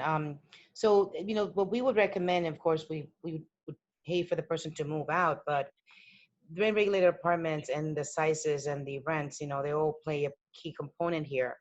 On our website, there are applications for rent stabilized apartments that are what considered low income tax credit buildings, and those go mostly by those go by the size, family income, family size, and they're more than welcome to apply for those. They go on our website, they go to the resources, and there's a section there to look for affordable apartments. But be careful what you ask for, because low income tax credit buildings expire a lot faster than the rent, the standard rent stabilized apartments that we have now. Anonymous attendee, my attorney stated that because of Regina Metro decision, my attorney stated because of Regina Metro decision, the court will not go back more than 4 years. Is that the case? I am hearing Mr. Pascal saying that the court can go back 6 years, even more. Do not understand. Please explain. We passed the law. Tell him what he. Right. So hold on. All right. Let's go back. I can't really, because we're still grappling with the decision of Regina. So the Court of Appeals, by 4-3 margin, and I'm trying to do this off the top of my head, issued a very lengthy decision regarding Regina Metropolitan versus the Division of Housing Community Renewal. The decision kind of merged together 4 rent overcharge cases that dealt with another court case called Roberts. The Court of Appeals basically ruled that luxury deregulation was unavailable in these buildings receiving a J51 benefit. The landlords in Regina had deregulated apartments based on the advice from my office. This now, just so we're clear, I wasn't there then. Just so we're clear. So they listened to us, the apartments became deregulated. The question that now has to be dealt with, not only on the agency side, is how do you computate the rent? How do you deal with the overcharge? How do you figure out how much that overcharge is supposed to be? So we had certain rules on how we did this. This Regina case has kind of upended that. So I can't speak to what your attorney advised you, because I'm not an attorney, but that's what the Regina case is and how that's going to potentially impact all of our cases dealing with overcharge. Yeah. So you're gonna have to kind of stay tuned. And we haven't forgotten Lisette. Yep, founder. Okay, great. Founder. I am the caregiver for my GMA of 106 years old. I am her representative in all other business. HPD doesn't want to put me on the lease to represent her. They want to sign leases and documents. She is deaf, blind, bedbound, has dementia. How can I be appointed and put on a lease? She's a till occupant and was displaced from her apartment over 11 years ago. Wow. This sounds like if we could just get clarification, is this someone living in a till building? She's a till occupant and was displaced from her apartment. Right, they were displaced in 2008 because a lot of the till buildings, Robert and Woody, the city back in 2008 ran out of money. So they defunded the program. The problem was that they had already told people to temporarily relocate, and then they brought them back, and they're still relocated. The reality is that this sounds more like a succession rights case. HPD, the leases are not like rent stabilized leases. These are month-to-month leases, which is pretty much any type of lease, that you would normally have if you were a squatter for 30 days. So that level of protection in terms of you being added to the lease is not so important. What is important, however, is that in the family composition that is given to the city through the board of the till buildings, that your name appears there. And if God forbid something's to happen to the person, then you would be able to assert succession rights. Whether you have, and I missed the first part, whether it was an older person or whether it was a younger person. But if you can show that you co-occupy the apartment for those 2 years, just like the rent laws, you'll be able to assert it. But in terms of being added to the lease on a 30-day, month-to-month lease that belongs to the city right now is not required to do that. Nobody's really required to do that because that was a month-to-month lease, and you did not you did not take the apartment back when they originally went into the program, which most likely would have been like in the 1990s or early 2000s when the building entered into the HPD program. But did I hear you correctly in stating, Robert, what you read was that this individual is a caretaker of someone who's blind and extremely elderly and bedridden, and does this individual have power of attorney in order to facilitate signing whatever documents as in the care of this person? Lisette is following up. An older person, she raised me. They took me off the lease. I am paying rent elsewhere. I'm concerned that if I give up my apartment, I will be homeless. Yeah, in my opinion, until you get this cleared away, I would not give up your own apartment first. Yeah, So and, you may, and just to add, Robert, go ahead, Elsie. just to add that this is a key word right there. What Robert said, that she said that she was taken off the lease. Yes. So we need to put her back in. It's very simple. We can do that. But what if, and let me put forward an argument. What if she didn't qualify to be on the lease before? Well, no, not with Till Buildings. With Till Buildings, if you're in, you're in. But we know, and I do not know, I'll have to speak to the person a little bit more in depth, but we know that recently, not too long ago, HPD started this new initiative where they're issuing new 30-day leases. It's the same lease. Go ahead. It said that it just removes a person's name from the lease. And so that's unlawful. You can just remove somebody from the lease. So if that's the case, I mean, just call Palante and we'll be able to help you. But if if you got off the lease and you got an apartment elsewhere, and then now that would be a little bit of a problem, but still they will come back to where you will have succession rights as long as you can show that you co-inhabit it with the person for a period of 2 years. And if they're not really related to you by blood, you still have the mother-daughter relationship that you could argue and you will win in court. Yeah, Lizette, I would not give up my apartment till this was absolutely cleared up one way or the other. Absolutely. That's my opinion.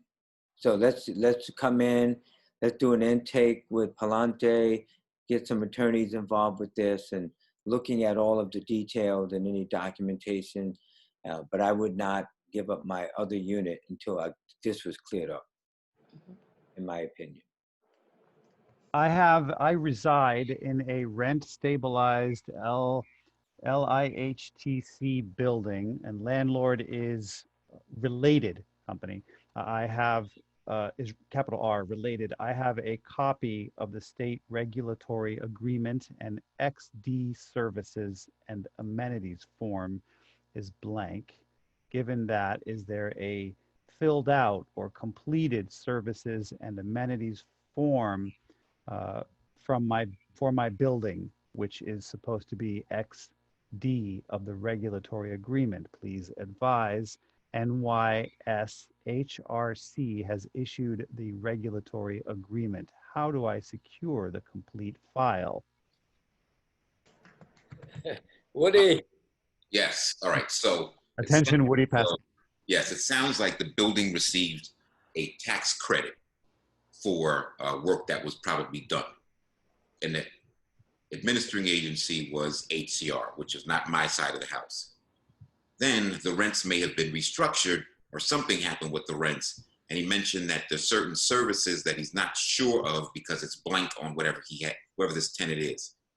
I'll see if you can get his information. I can check and see where that is. Now, in terms of the regulatory agreement, I can see what part of the agency dealt with, and it'll probably have to go through the FOIL process.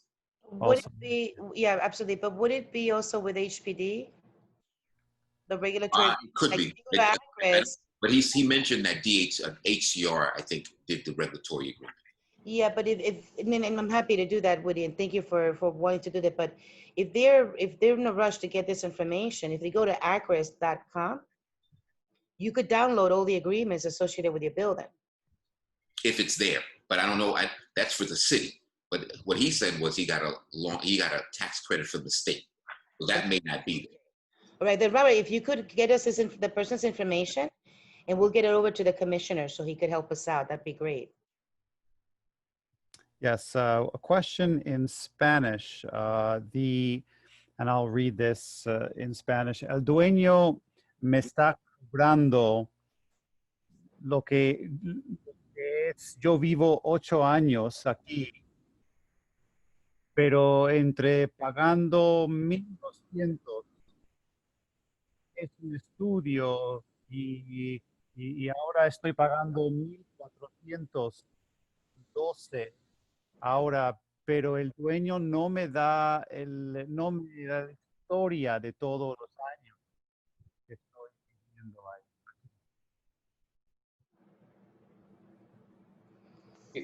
But you can request it from DHCR. You may have been on where Woody explained earlier that before the law said you can go back 4 years, and when we passed the rent laws last year, when the Democrats took leadership of the New York State Senate, and both the Assembly and Senate and the governor signed into law where you can go back now 6 years.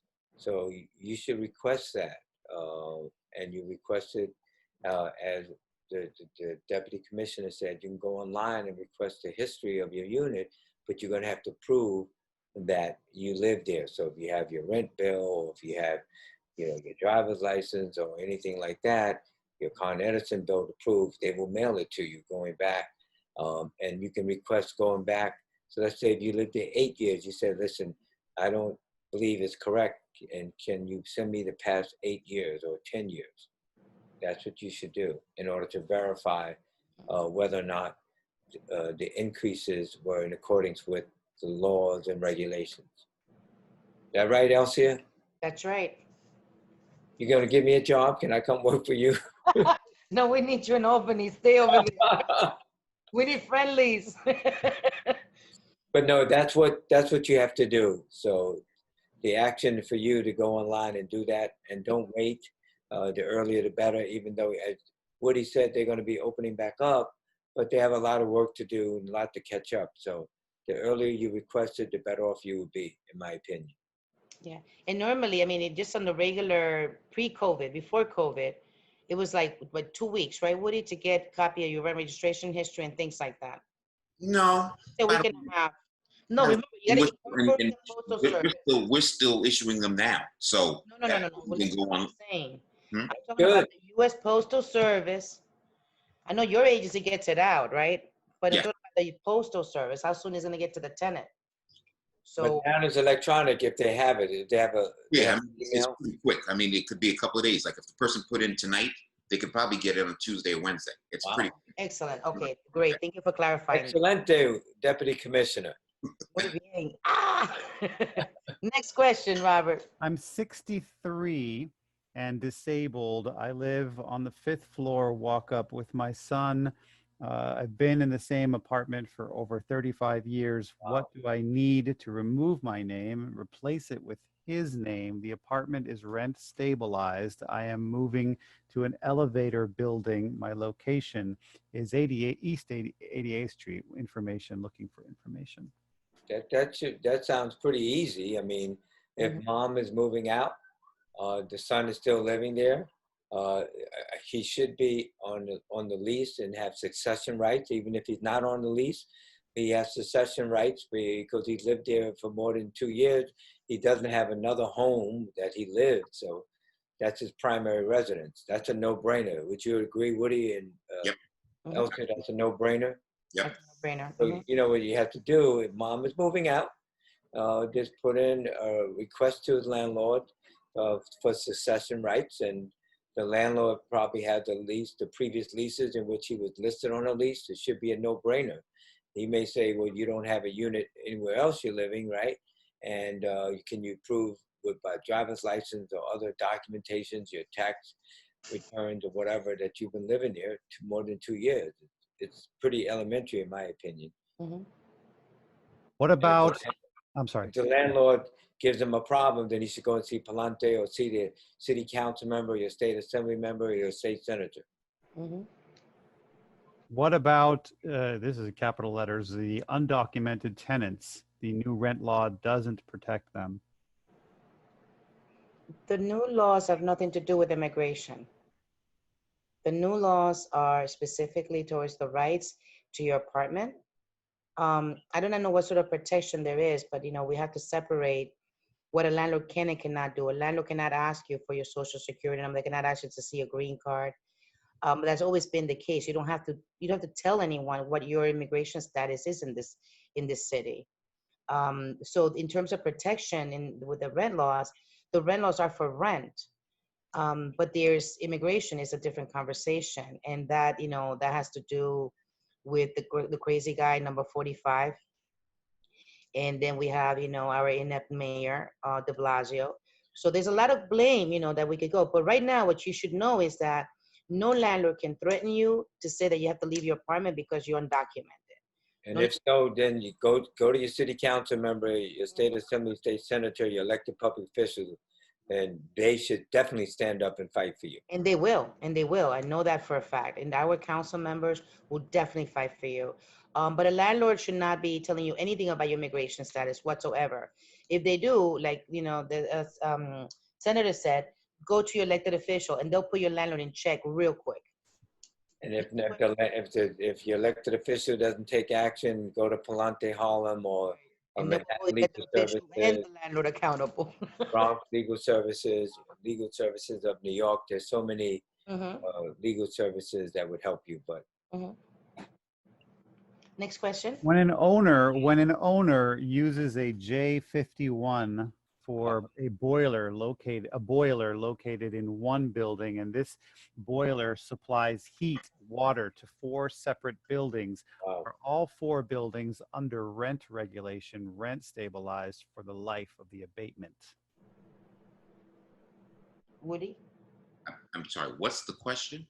Sure. When an owner when an owner uses a J51 for a boiler located in one building, and this boiler supplies heat, water to 4 separate buildings, are all 4 buildings under rent regulation, rent stabilized for the life of the abatement? Yes.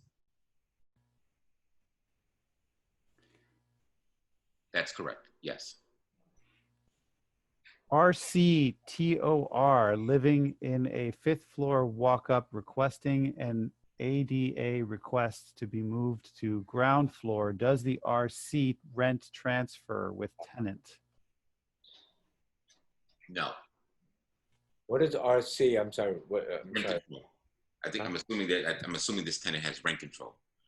Okay. The tenant has a rent control status and wants to put in for reasonable accommodation to move to a lower floor.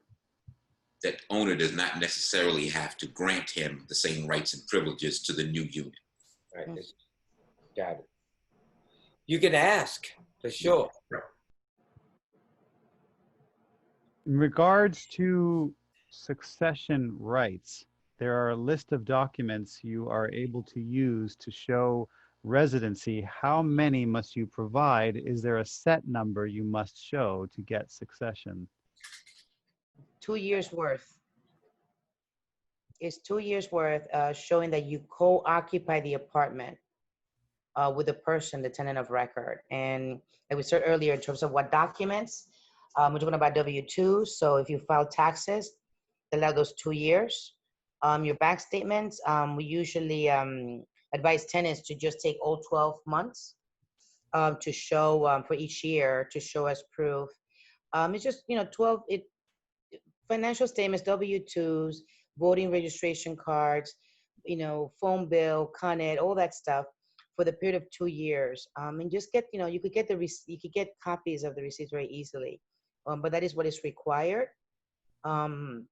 To be able to request the right to succeed in apartment, especially rent stabilized apartment. And if in fact they're demanding more than that, then they're just trying to Mhm. squeeze you out. I mean, as I said earlier, you may have been listening earlier. If you've been living there and your neighbors know you lived there, they see you coming and going, and you lived there, you're taking out the garbage and all that, like everybody else is doing. Just get an affidavit, a notarized statement from one or two, or the super. The super works for the landlord, but you know, a notarized statement from neighbors that live there and say, I know he lived there. I've seen him come and go. He's been there for years. Da da da. And but with the documentation, as Elsa said, all of the documentation that you can submit, you know, I would not even want to submit my tax return to him. It's none of their damn business, you know. Give him the Con Edison bill, give him a telephone bill, give him a voter registration card, give him your driver's license. But come on, give us a damn break, you know. Mhm. Rent registration. Why are landlords allowed to have 3 or 4 building registration numbers for the same building? I don't know. Anybody know? Could it be the size of the development, Woody? Could be. I'm not sure. One building is attached unless there's like an old, like called dummy ID from like 84, 85. Mm. It's one building. But also, if it's a building registration number, then the Department of Buildings should be able to answer that question, shouldn't they? No, we don't use their stuff. We have our own building registration information, and there's overlap between our stuff and that of HPD's. I see. Okay. Could we find out how big of the development this is? How many buildings is it? That could be it. But there would be probably multiple addresses. Like a Riverton is like 2225 Fifth Avenue, and there may be a 10 West, 135th Street. So it depends. The different lots and stuff and the way it was registered. Next question. Does the DHCR still consider pending overcharge cases, and does it apply the new 6-year look back in spite of Regina Metro? Again, I think that's an issue that we're still grappling with. The pandemic, the decision just came out April 2nd, and we haven't processed any overcharge cases since March 13th. So again, we'll be back at full steam in the next week or two, and we're going to have to address that internally. And of course, let our interested parties know where we're going with this based on the court stuff. So just to be clear, Woody, the Regina case, it cancels out the 6 years? It could. Because I thought it was like the indefinite thing, but I thought that we could go back 6 years. There could be some challenges, because remember now, it's one of the things that with the legislation was written for this was you now had to be able to provide us with verification and proof that you had, let's say you've done an IAI in an apartment 6 years ago. Mm-hmm. You may have gotten rid of those records. Now the court basically said, no, 4 years, that's it. You can't go any further back. They didn't know what the rules were. Mm-hmm. Okay. So again, we're still evaluating. So more on that. Okay. More. Next, so we'll come back with another call. Hopefully, Mr. Pascal can help us out and give us an update about what the agency is going to do after that, because it's uncertain. We don't know. This decision was given to us in the middle of a pandemic, and I was shocked even because I'm trying to find out who's appealing it, and I heard that someone is appealing it. So more to come on that. For now, I suspect that all these DSCR rent overcharge cases are gonna stay kind of at your agency, Woody, for a while, right? Because you guys cannot render a decision until everything is clear, right? Some will be able to move. Oh, excellent. Excellent. Next question, Robert. How did the HCR come up with reasonable costs? You mean like for IAIs? No, for the MCIs, for the major capital improvements. The reasonable cost schedule was done by a request, an RFQ, and a private vendor actually put it together. What about the pilot program certificate of no harassment, pros and cons? That's a city thing. That's a HPD. Yeah, that's HPD. Is there someone in particular? Is there a particular question on that? It's a that is the extent of the question. What about pilot program, certificate of no harassment, pros and cons? You know what, Robert? If you could take that person's name and send it to me, I have some Sure. information about the con. Yeah, yeah, that we've we got won't that. have to show or share. In fact, maybe we'll just share it with everybody, and we'll just bypass that. But we'll definitely do something on the con. What good is rent regulation to me when I am paying over $3,400 a month for an unrenovated, rent stabilized apartment? Please tell me what the DHCR is going to do to undo the damage of Regina Metro decision, which allows landlord to stick to their fraudulent ways, does nothing to the rent hikes that happened more than 10 years ago when I first became a tenant in my RS, rent stabilized, unrenovated apartment. Woody. That was a lot. Fight like hell. Let me just tell That was you. a lot. Continue to fight like hell. I think I've addressed the Regina aspect of it. I think that rent regulation in general is good because it provides protection, certain protections to anyone who is a renter in the city of New York and 3 suburban counties. I think that it provides also a level of stability because then you know what, every year or every 2 years, my rent may go up based on A, B, and C factors. I think that the laws that were enacted in 2019 have, according to legislators who passed the bills, attempted to level set priorities and ensuring that you as a tenant could stay in your home and that there wasn't stability in a variety of neighborhoods. I think rent regulation is very important for people in the city of New York because people in the city of New York are primarily renters. Mm-hmm. And again, it provides a level of protection and security that you need. Now, again, 10 years ago, I just got to the Office of Rent Administration. I think we have turned the corner. But again, as the administrating agency, our jobs are to administer the law and act and enforce the laws that are in place. My job is to pass the laws. Well, your job is to pass. The governor's job is to sign. So, I'm hoping I answered your question. But clearly, you obviously, like you said, you rented an unrehabbed apartment. Your rent is, wow, that much money. But now, obviously, you're capped right now. They cannot say your rent now is $5,000 because you fall under the rent stabilization law, which was done by the legislature last year to give some protection to tenants as far as reasonableness. Mm-hmm. It might be worth, for the person calling, it might be worth them checking to see if the building did have a J51 when the person first moved in. Because if it did, your apartment can easily, I think we could, there's an opportunity to recalculate your rent. Because Woody, and correct me if I'm wrong, with Regina on the side, if we could show there's fraud, we could still go back or no? Yes. Okay, so see, yeah. So but the rent loss is one thing, right? We got Regina messing everything up for us, right? For some of us. There's still there's still some other laws, some still good legislation that have not been reversed to the courts. Like, what did I forget it? It's not Grimm. What is it called? Is this not the Grimm law? Which one is it that you could go past 4 years of fraud? Is it Grimm? I think it is Grimm. Could be Grimm. There have been a variety of cases that I've had to deal with. I'm almost certain it's Grimm. I'm sorry. I mean, I'm not an attorney, but I think I'm doing pretty good with these law cases. Is it Thornton?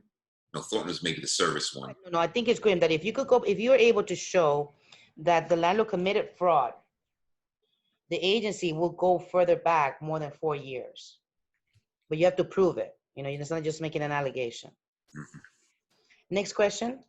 If your name doesn't show at all in the rent history and I've been living there 9.5 years, what should I do? Who are you living with? Whose name is the lease in? That's a question from Jenny. Let's see if we can. Is the lease in the relative's name and you've been living there? I mean, you got to give a little more intel, a little more information. Sure, we'll wait for Jenny to follow up in the chat. It could be that that she's referring to the rent registration history, I think. Ask us the question again, Robert, while she comes back. If your name doesn't show at all in the rent history, and I've been living there for 9.5 years, what should I do? Yeah, Woody? I mean, I don't know. The owner failed to register her name in the DHCR rent registration. That's what she's saying. Right, but I'm not sure who she resides with. And that's what I asked. So did she live there by herself all that time? Did she live with a relative? Robert, do you find her? We don't have a response yet. It looks like she's still present on the call. I guess the issue is, who does she live with? Okay, we'll wait to see if we get a text. Okay, so she'll come back to us. Just don't give us the names, Robert, of the people asking questions. Just give us the questions, okay? Sure. Clearly, if she lived with a relative, you know, and she's entitled under the requirements, regardless if her name doesn't appear or not, if it's an issue of succession rights, then she would clearly qualify as long as she meets the criteria as to what type of relative is she. Next question. Can we have Mr. Pascal on again to answer more questions? Yes, Woody. Well, I'm like it's 9/11. I'm ready to get out of here, man. But let me just say, I enjoyed being here, listening to what tenants had to say, because I'm a tenant myself. So when you listen to all of these, obviously, if you live every day, hopefully you're learning something new every day too, you know, or reconfirming what your knowledge base is already is. Willie, they want you back, Woody. No problem. Deputy Commissioner. That's what I love about Woody Pascal. I mean, guys, I mean, and thank you, Woody, for, you know, notice I stay quiet. I know that you have a lot going on. And, you know, you have, I mean, how many people report into you again? About how many? 315. 315. And here you are on a Friday night spending time with us. Only because of you. Thank you. Thank you. I really appreciate this. And you're right. It's 9-something. And I don't want to abuse your time, and I want to make sure you come back. Well, hold on, let me ask you this. So, Elcia, Robert, if you could get me those questions that we did not answer, sure, I can put something together and y'all can post it or do whatever you need. Terrific. Yeah, no, thank you. Yeah, absolutely. I would definitely do that. A lot. I mean, yeah, we've got a record of all questions here. Okay, so we're going to take one last question, right? And then we're going to take the rest of them. Sure. What is HPD? Please help me understand, as you are using this term a lot. Okay. You're right. So this is the alphabet city, right? This in the world of the alphabet soup. DHCR stands for Division of Housing and Community Renewal. That's the state. HPD is the city. And the city focuses on like repairs, enforcement, right? Where you have to live in habitable conditions. So HPD stands for Housing Preservation and Development. So those guys are in charge of giving fines and violations to the landlord if they don't make repairs. DHCR, which is the state, they don't force the landlord to make repairs. What they'll tell the landlord is like the landlord cannot collect any rent, not the full rent, until he or she is able to restore everything. If the landlord is trying to cheat you, DHCR goes, no, you cannot do that, but you have to go to DHCR to get their help. The same thing that you go to HPD, and HPD is the city. It stands for Housing Development, Housing Preservation and Development, and that's where all the inspectors are. If you live in Manhattan, their office is right there on Old Broadway, 133rd Street, and each borough has an office like that. But then the main office is downtown on 100 Gold Street. So hey, Woody, it used to be called DHCR. You just call it now HCR. Is that correct? Yep. And HCR stands for what? Housing Community Renewal. And Community Renewal. Okay. They've been trying to make us change the name, but we still call them DHCR. You still call it DHCR, right?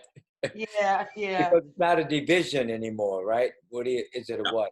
Right. Well, it's a long story, but we are actually officially still the Division of Housing Community Renewal. Still, but you call it HCR. HCR is more the what I call Like the McDonald's was called Mickey D, you mean? Like, right.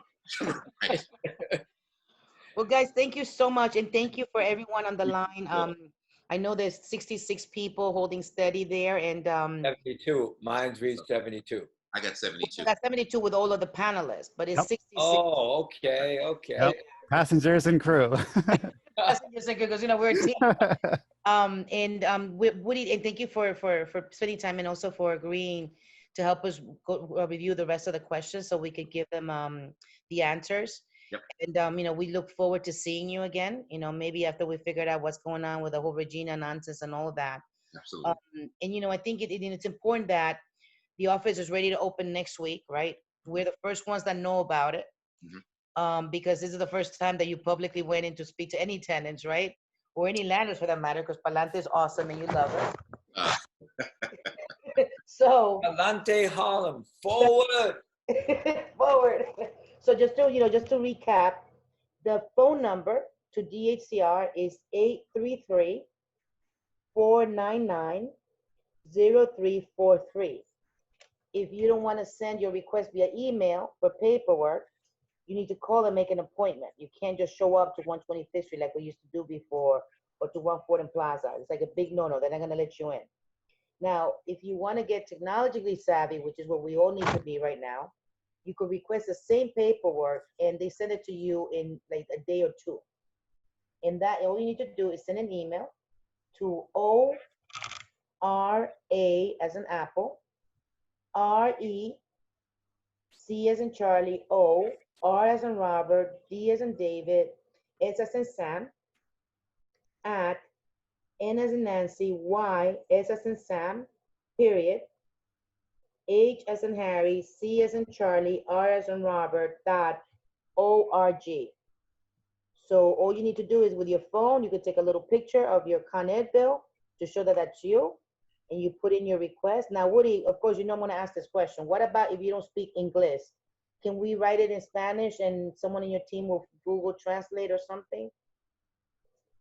That one I'm going to have to check because most of the stuff that comes in is in English. Okay, that's fine. That's fine. Then you know what? There's a different ways of skinning this cat. So when you write your message, for those that are not an English speaker, you're not professional, just go to Google Translate, write down what you want in Spanish, and then you're going to do it in English, and you copy and paste it when you send the email to make sure that, that it's faster. That's why I asked you, Woody, because I know that you guys do have translations and all of that. But if it's easier for us and it would expedite us getting the documentation, why not use Google Translate, right? So guys, thank you so much again. Robert, thank you. I know that when we talked today, you had no idea that we were going to do a marathon. So I appreciate it. Happy to be here. Oh, thank you. And thank you everyone, all the Thank you, panelists, Robert. and Danielle who's on the line, and I know Jakari is somewhere there around too, our staffer. And thanks to you guys for putting time into understanding what's going on with the rent laws and how to protect yourselves. Again, for those of you that want to get masked, give us a call. We only have 2 people on the list, meaning 2 buildings, based on the last call. But we have a lot of masks, and now we got sanitizers. And on the 7th, we're going to start giving them out. So you could feel free to give us a call and let us know that you're going to swing by, and how many family members are there in your apartment, so we can set it aside for you in a little bag. Okay. Have a great evening and a wonderful weekend. Thank you. Thank you, everyone. Have a good night.